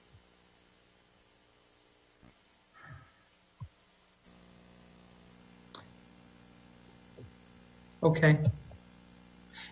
And so there were, I think, well, first of all, I'd like to say that we appreciate all the support that we've gotten, all the comments in favor of our project. We certainly recognize the objectors as well. I think there were some inaccuracies in some of the objectors' comments. We'll address some of them, but really want to keep this at a high level. So Ben, are we in presentation mode here? I appear to be unable to go to full screen. None of these tabs are currently working. Let me try and close it out and restart it if you don't mind giving me just 1 minute. I'll give you a couple seconds. While Ben is doing that, let me just say that really what the project is all about is affordable housing. It's not just about how to provide affordable housing any possible way, but how to provide affordable housing in the best way, the right way, and we think the way it should be done in this year, 2020, and moving forward. The project doesn't contain 100% affordable housing, and we think that it shouldn't, because that's not the best way to provide affordable housing in this day and age. It was done that way in the distant past with very negative outcomes for the people who lived in that housing, creating, a concentration of poverty, poor outcomes for people in terms of education, employment, and economic mobility. The way moving forward to provide affordable housing. Thank you, Ben. Move to the next slide, please. And the next slide. The way to do affordable housing in this day and age, the best practice is to do mixed income housing where people of all income levels live together. Really the concentration of low income households into 100% affordable or low income housing is a thing of the past. And HUD, who is really the leader in terms of affordable housing policy, emphasizes mixed income communities through its Choice Neighborhoods initiative. So calls to make this all 100% affordable housing is really the wrong way to go. We think that this particular project, using this innovative financing structure that harnesses the strength of the Evanston market to subsidize affordable units, is the right way to go. If every apartment building that was built in Evanston had 20 or 30% affordable housing, we'd make a big dent in the need for affordable housing. We didn't use tax credits. We think that's a great achievement. These are available for other projects in the region. And we think that this could be a model for other developments. And not only will this provide 51 affordable housing units, but they will be provided in a state-of-the-art building, a top-of-the-line building with the affordable residents will benefit from all the amenities that the market rate people benefit from. Next slide. We'd like this committee to kind of appreciate that advancing a leading edge development like the Emerson has many challenges. We've been at this for 2 years. And yes, we did bring an 11-story building before the council for advice and as an informative step probably a year or so ago. And it was our intention to do an 11-story building, but we just couldn't make it work. I don't think we ever proposed 70% affordable. The most I think we ever thought we might be able to get was 50%. But as it turns out, as we actually move forward to get conventional financing with a bank, it's become a minimum, I want to emphasize a minimum of 20% at 50% AMI and the 10% missing middle. So we think that 2/3 of market rate and 1/3 affordable is really a very healthy ratio of affordable to market rate. And I think you should appreciate also that since the adoption of the inclusionary housing ordinance, as we understand it, all developments have opted to pay the fee in lieu of. Nobody's actually provided affordable housing. I think that suggests how difficult it is to do. And only a government entity like HAC is willing to do it. The for-profit developers haven't been willing to do it. HAC is very sympathetic to the neighbor concerns that we've heard. We'd love to accommodate all of them if it were possible. And we've actually accommodated a lot of the concerns, such as tree preservation, bird-friendly design, a streetscape amenity at the ground level, transit-oriented design, setbacks, greenery, and other concerns. Unfortunately, we can't accommodate every concern. Next slide, Ben. Ben, thank you. Thank you. So the number one concern we couldn't address was reducing building height, because it really isn't possible to do this and still retain a meaningful affordable housing program. To reduce building height would reduce the number of market rate units that we need to subsidize the affordable units. The reduced market rate units would require a reduction in the affordable units. And given the effort and the commitment of resources to actually develop this building, it wouldn't make sense for HAC to do a building that had only 30 affordable units or 35 affordable units or 25 affordable units. So we think 51 is kind of the threshold we need to have a meaningful affordable housing component. Next slide. HAC has directed the project design team to mitigate the impacts of building height as much as possible. We think we've done a really good job of this. There are these 6 points you see here. I'm not going to go over all of them, but I think we really have done as much as we possibly could to break up the mass of the building, to create amenities, to create green space at the ground level, to mitigate height. And obviously, you are the judge of whether we have done a good job with that, but we've really spared no effort in trying to do this. Next slide. And when you look at building height, it really should be done within the context of all the factors, not just height. So as we see on the left-hand view, height context, west view, you see the Links building in the foreground with the Emerson building behind it. Yes, it is taller. We don't think it's a huge impact. You see the Sherman Gardens buildings across the street. Over on the right-hand side, you see a ground level view of the Emerson looking from west to east at Sherman and Emerson. We think this is a very attractive view. It contrasts this to the Links building that has no greenery at all in front of it. Which would you rather have, a 16-story building that looks like this at the ground level, or a 10-story building that looks like the Links building does? When you look at it from the north, we see the Jane Perlman building in the foreground with the Emerson behind it. Yes, it is taller. We've really achieved a lot of, I think, context sensitivity in our design. The brick color that we've picked is a very similar color to both the Links building and the Perlman building and the Sherman Gardens building, so that we tend to blend in rather than contrast with these other buildings that surround us.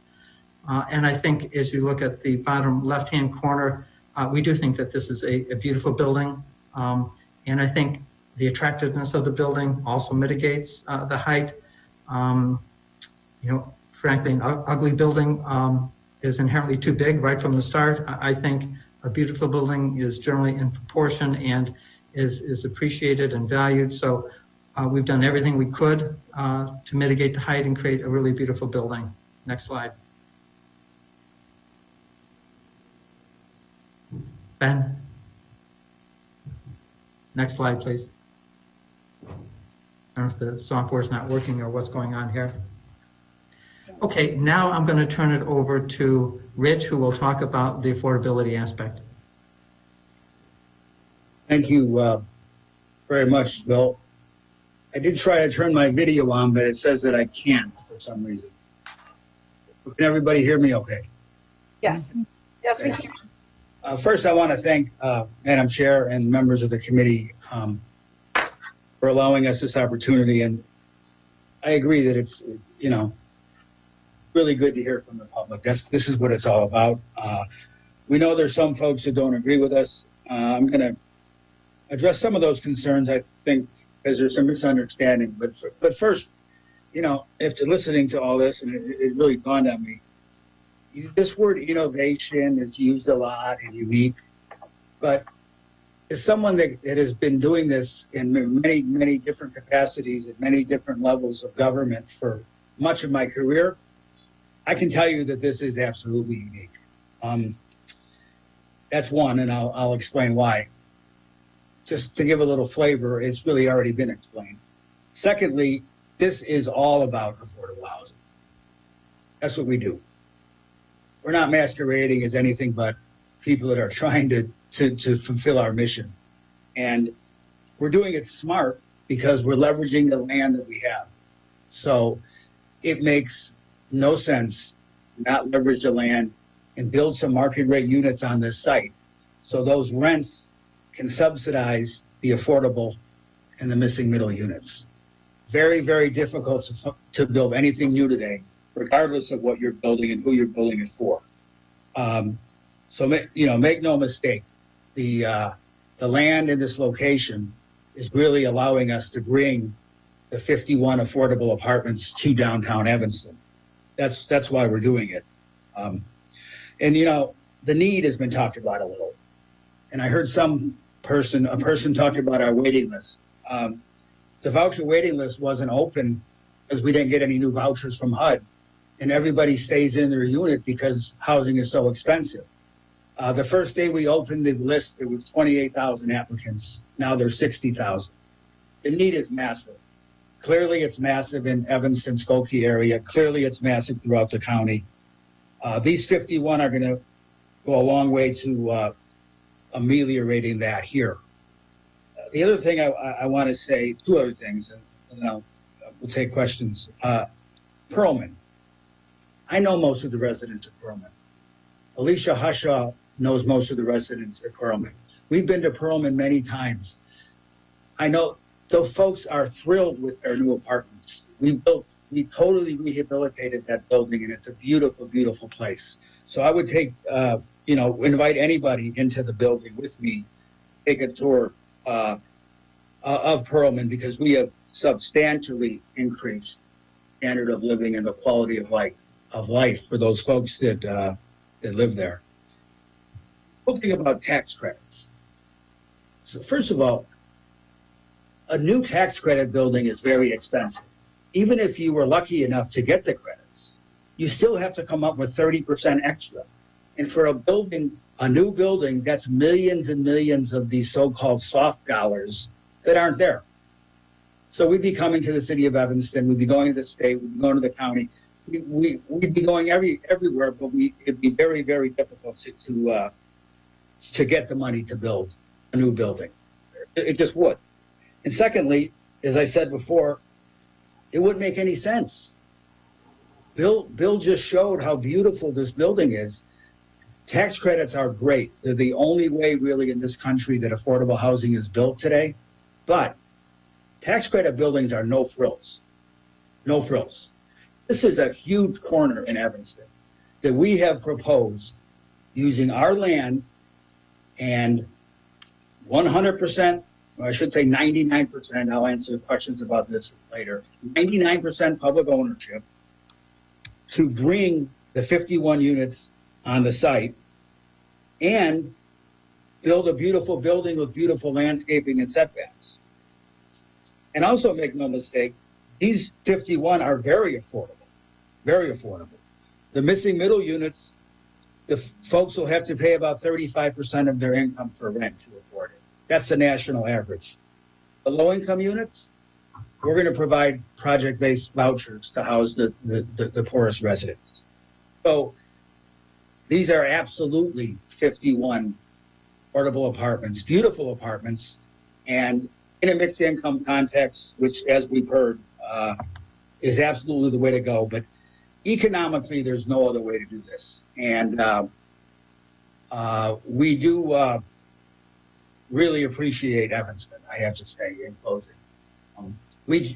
I chose Evanston because we have a lot of communities in our jurisdiction, but I think Evanston's the best one.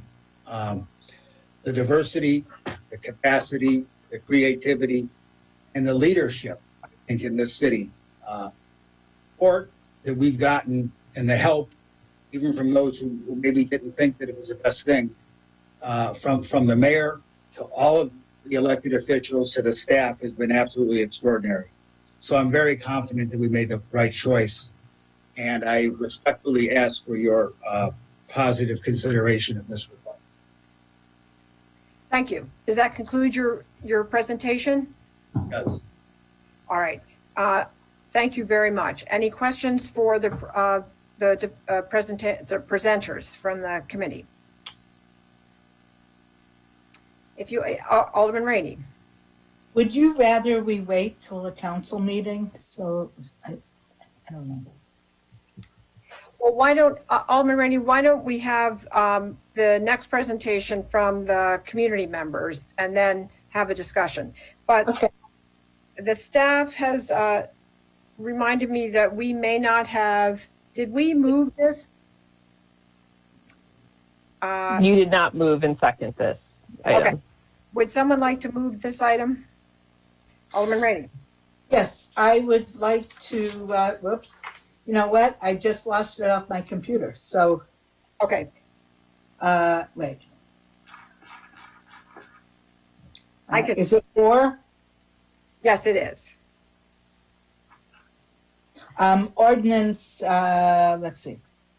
Ordinance 109-020, amending the zoning map to rezone 1900 Sherman Avenue from the R6, from the R6, let's see, what is it? General Residential District. Okay, oh, I see, R6 General Residential District to the C1A Commercial Mixed Use District and granting a special use permit for a planned development at 1900 Sherman Avenue. I move approval. Second. There. Okay, so now thank you. We've done the presentation from the developer. Now, Ms. Waislet, are you available now to do your presentation? Yes, I am. Thank you, Alderman. All right, thank you very much. Are you planning to introduce yourself? Yes. Okay, thank you. Good evening. My name is Claire Wastel, and I live within 500 feet of the Perlman. I am speaking on behalf of the group 1900 Sherman Concerns. The group formed in response to receiving this postcard at the end of August to notify us of the proposed high-rise building going before the Plan Commission. I hope I proved that we've done our homework in order to support our opposition. I also hope I adequately represent the 168 signers of this week's Change.org petition asking that the City Council vote no on the 16-story Sherman Avenue planned development. We are aware that as City Council members, you prioritize housing for low and moderate income residents as a goal for Evanston, and we thank you for again recognizing that citizen need.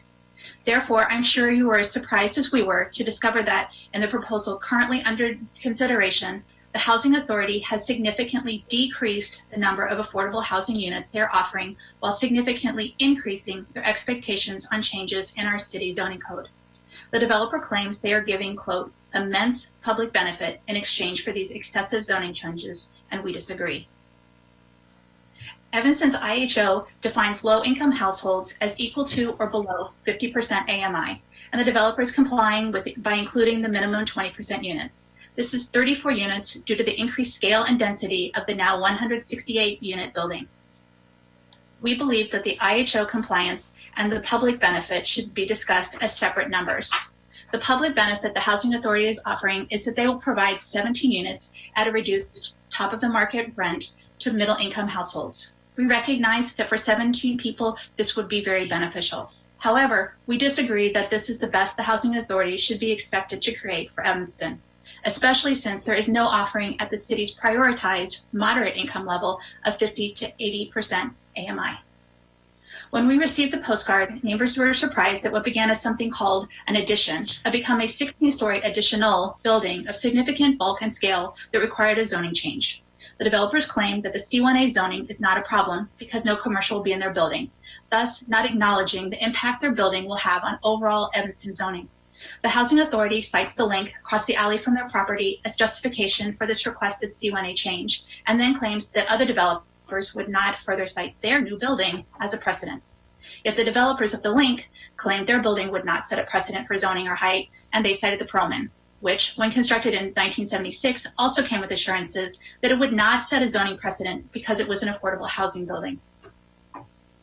On the CAMROS website, it is stated that, quote, zoning changes appear to be feasible due to recent zoning-related actions in the immediate area. Thus, our group presumes the setting of another precedent.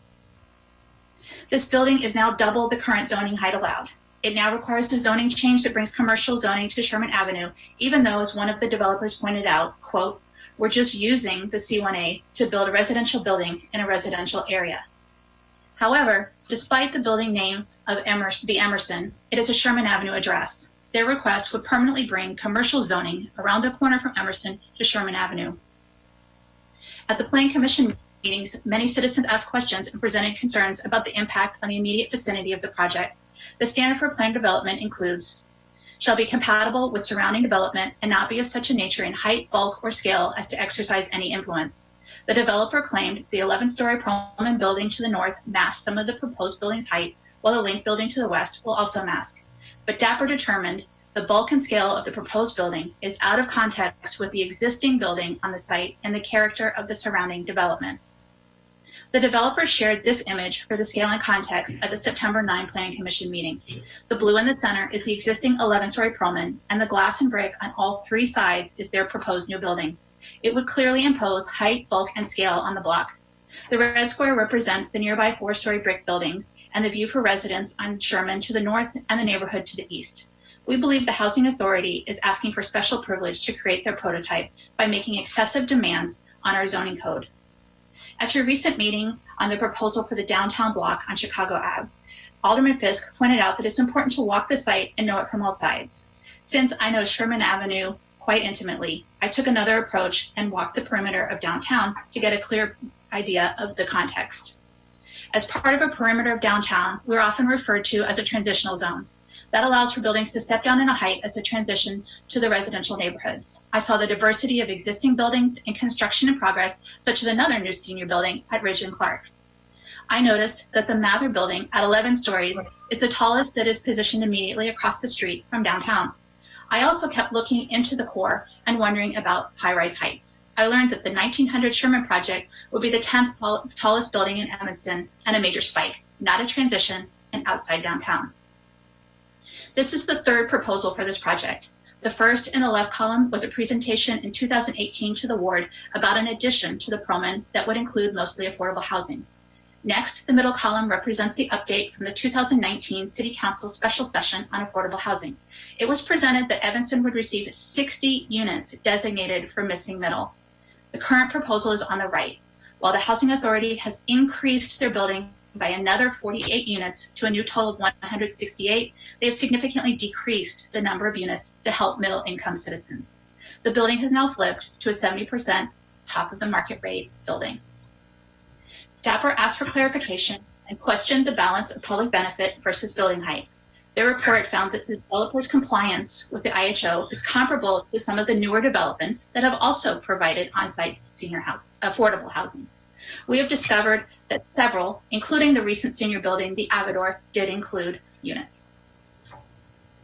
The DAPA report continues, building height versus the public benefit of on-site affordable housing is a concern. The maximum allowed height with the site development allowance is 97 feet. The number of missing middle units decreased from 50% in an early version of the project to 10% of the proposed number in the current one. The developer responded that the numbers of the units have, quote, evolved over time.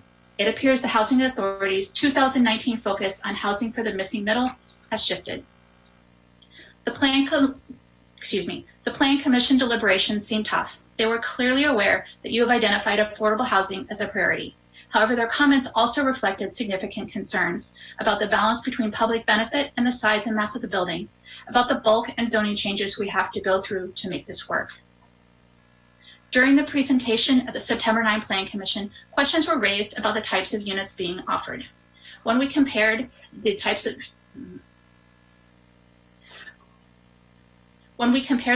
listed in the IHO, we noticed that they haven't listed the required 2-bedroom units. We respectfully ask why the Housing Authority isn't including these in the IHO since they're being offered for the market rate.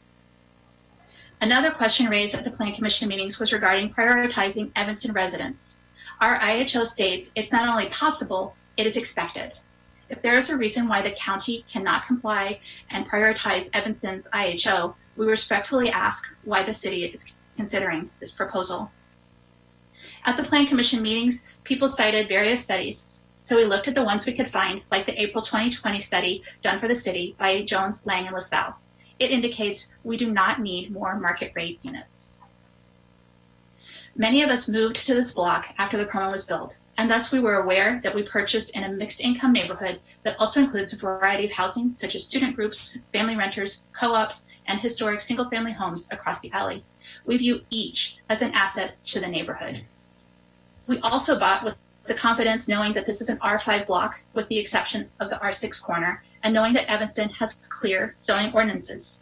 The developers say they chose Evanston. We hope it is not because our zoning ordinances live up to their, quote, feasible changes that they advertised on their website. The bottom line is that Evanston is being offered 17 apartments for middle income in exchange for a permanent high-rise outside downtown that requires a change to commercial zoning in a residential neighborhood and that requires an extraordinary height increase even after allowances for compliance with the IHO. 2 weeks ago, your committee commented that anyone should be able to look at Evanston zoning codes and see what's allowed, that it's how we live and work together, that boundaries should be respected so we know what to expect, that like that proposal, we believe your comments also fit here, that it is too much on too little. The area is transitional to adjacent residential and not so sensational an additional public benefit to make up for the scale. In conclusion, it is our sincere hope that by doing our homework to support our request, we may humbly ask that you maintain this residential zone outside downtown and protect Evanston standards, that each of you will vote no on the current 1900 Sherman proposal. Thank you. Thank you. All right, thank you. Now, committee, it's time for our deliberations.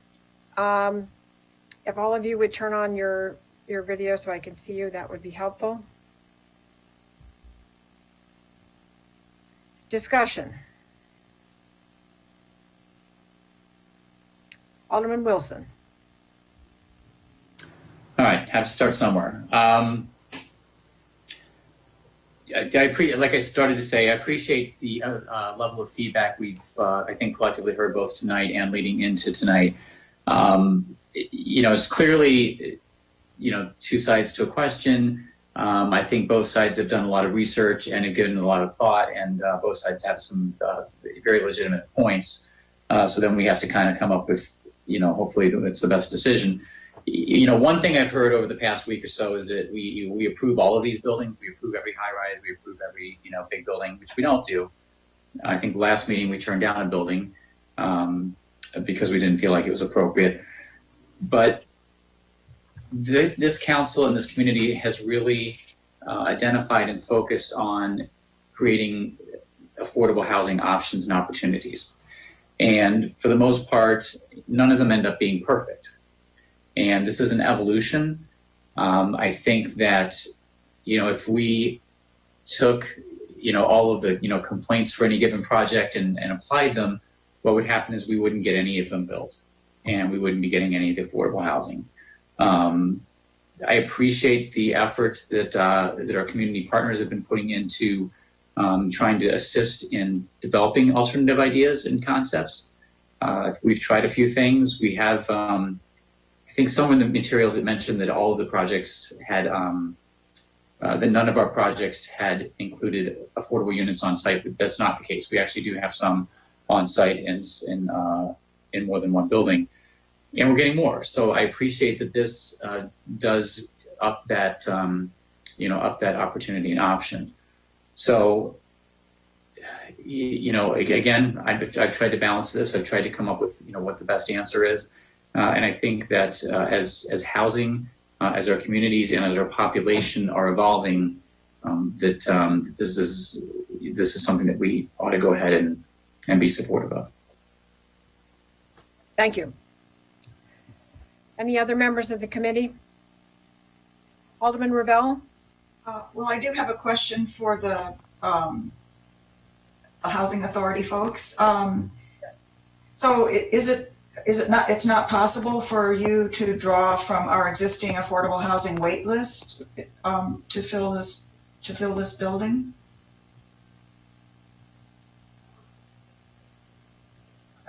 You're muted if you're Mr. Minocchio. Mr. Minocchio, have we got you? Yes, I'm here. So the Housing Authority administers about 15,000 vouchers, many of which are used like we're proposing to use here, like we're doing on Howard Street, for example, in Evanston. And we're doing it all over the suburbs. Mm-hmm. The reason why we're not we cannot explicitly give a local preferences because it does create some fair housing issues for the Housing Authority. But as I've said many times and will repeat here, we obviously are going to market heavily in Evanston. The need is great. When we have provided project-based vouchers in other suburbs like Mount Prospect or Schaumburg, the vast majority of the eventual occupants come from either that town or a town next door. So we're very confident that the affordable units will be occupied. The vast majority of affordable units will be occupied by Evanstonians, but for the reasons I stated, we're reluctant to give an outright preference. So I understand that then for the project-based vouchers, but the middle units will not be taking advantage of those vouchers. Correct. Could those be drawn from our affordable housing wait list? Yes. Is that something that you would agree to then? Yes. Okay. I just want to stop and make that clear. So thank you for bringing that up. So Mr. Minocchio, you're saying that the 17 units that are at the missing middle, those would be going to Evanstonians? We can work with you, Alderman, on the list that you have. Yes, to draw residents from that list for the missing middle units. Yes. Okay. Yeah, that would be very helpful. Yes.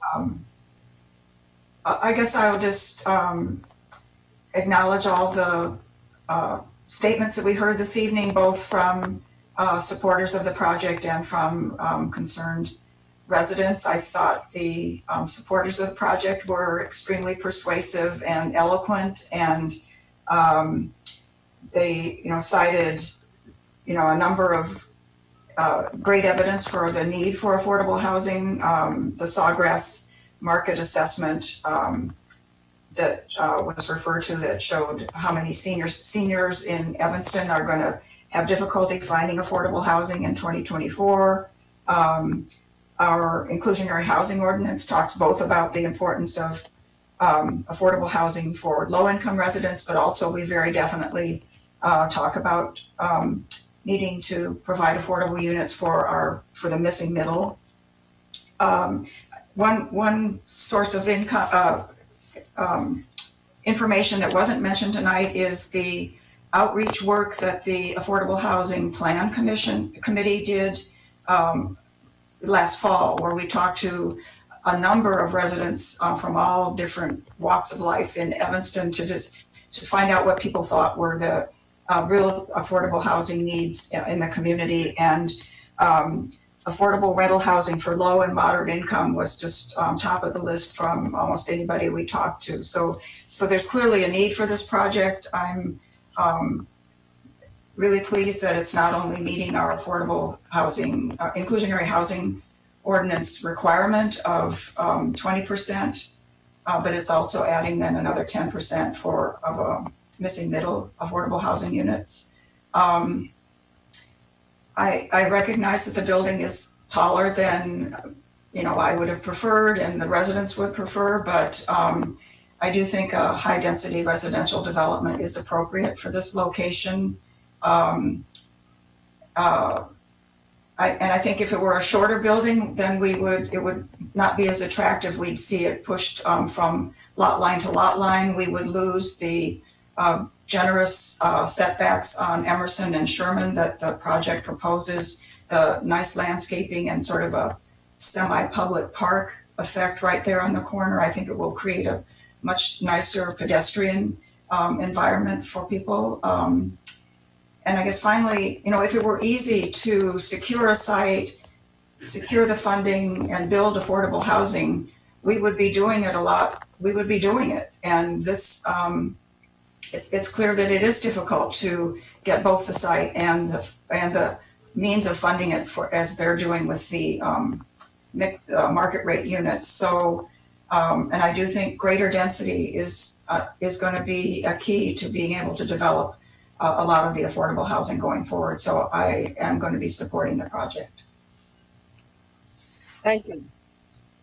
Mr. Minocchio, many people have asked the question tonight about the change in the building concept and design from when you first came to the council.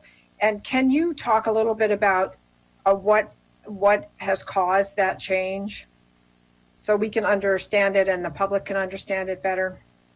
Yes, I'm and trying to think back. So when we initially thought about this, the idea was to try to make it commensurate with the building we already own. But after spending a year, pretty intense year of analyzing and trying to come up with a model that worked, that could be financed and we could afford, and also provide some scale for affordable housing, it became clear that we had to go this high. And, as I've said previously, we're not saying we need the 15 or 16 with the rooftop just to negotiate it. No, I came back to the group with an exact proposal of what height we needed in order to not only provide the 51 apartments, but so that we could get it financed by a lender. So I think a few years ago there was the discussion, and I think I might have said at an affordable housing platform meeting on a Monday night that we would like to see it commensurate with the building next door. But the fact is, as we did our due diligence and explored it and looked at the financial ramifications, the construction costs, the design costs, it became clear that to build an architecturally significant building at this corner, this very critical corner, that we would need that much height and that much density. And with the obvious added benefit, the main benefit of this entire project be bringing 51 affordable apartments on a site that would otherwise have 0. So that's, Alderman, to the best of my recollection. Okay, thank you very much. Would anyone else like to speak before? Alderman Rainey. Well, I would like to say that it was just so rewarding to hear people supporting something tonight. We don't always hear that when it comes to a new development. And to hear them supporting primarily the affordable housing. And I was just joyful to hear Sue Lobach agreeing that the way you do this now, the reality is you have to balance market rate housing with affordable housing. Market rate housing plus affordable housing gets you more affordable housing is the formula. And I liked hearing that. We've all known the firm of Camaros for years and years and years. They worked on our zoning ordinance. I know Bill James. He lives in my ward, and he is about as scrupulous as you can get. What a wonderful person! What a wonderful professional. I've known Rich for a long time. He was very supportive in the building of the Howard Street project, which, by the way, probably was one reason why he didn't want to touch any subsidies from IDA or any place else. That was a very painful project to put together. And so I just couldn't be more supportive of this. All you have to do is look at 811 Emerson and say to yourself, that is why we have to embrace more height. Height is not a bad thing. It makes for more beautiful buildings. There's nothing wrong with height at this location. And it is a very good looking building, I think. And I do have one bone to pick with Bill James on this. There is no information that tells us seniors living together in affordable housing is a negative thing. Maybe when it comes to young families who are living in subsidized housing together, maybe that is better, I would agree, to have mixed incomes. But seniors actually have no problem living together. They have supportive services, etc. So I think it's great that seniors do live in mixed income housing. I don't think it's a negative for seniors to live together in affordable housing, as is going to happen on Howard Street.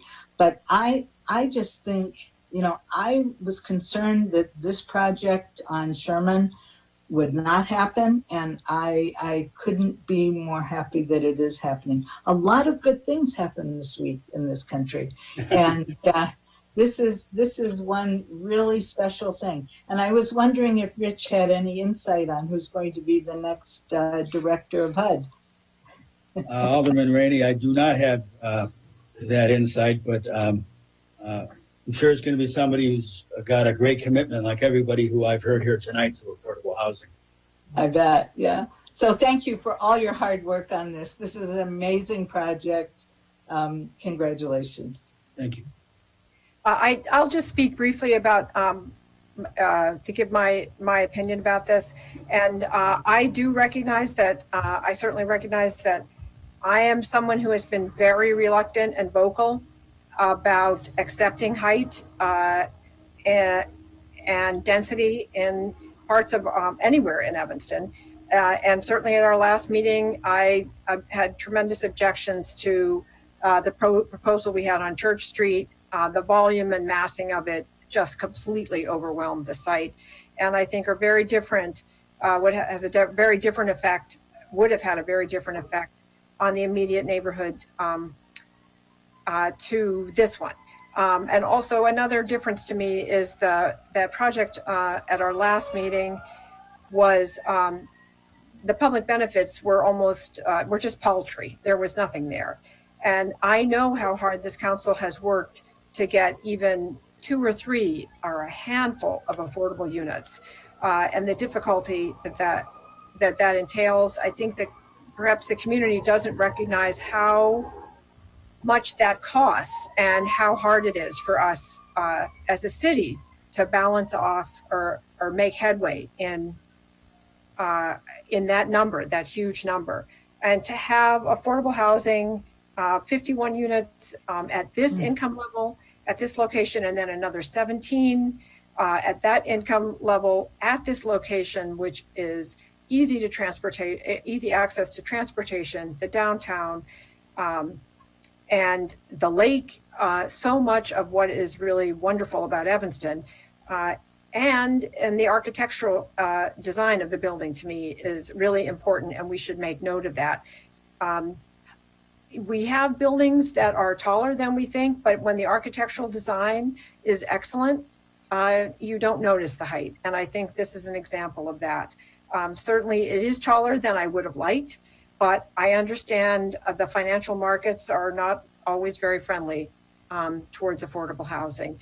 And so for me, the value of 51 affordable units in a mixed income building at this location outweighs the height issue. And I do think, I appreciate the fact that you left some green space and that it is a tall, glassy building, which I know makes a difference. So balancing that for me, I come out in support of the building.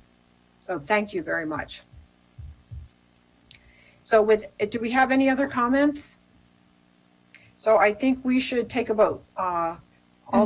And Chairman, do we need to, Johanna, will you make note of the idea of the middle income units being, that the residents be taken from the our inclusionary housing ordinance wait list? Is that something that we don't need to make a special mention of right now, or do we have to add that as to a motion? How about you amend the ordinance? Make a motion to amend the ordinance to include that. Alderman Ravel, would you amend the ordinance to require that those 17 units 17 middle income units go to be drawn, that the residents, the applicants be drawn from the inclusionary housing ordinance wait list. And that would I suggest be given preference, because they might not want them, be given preference. Okay. Yeah. Yeah, that would be the first place to look then, yeah. So that would be an amendment to section 4 of the ordinance before us, I think. Okay. Is that specific enough? Yes. Ms. Nyden, do we have to vote on that amendment first? Yes. Yes. Okay, so could you call the roll on that? Alderman Fisk?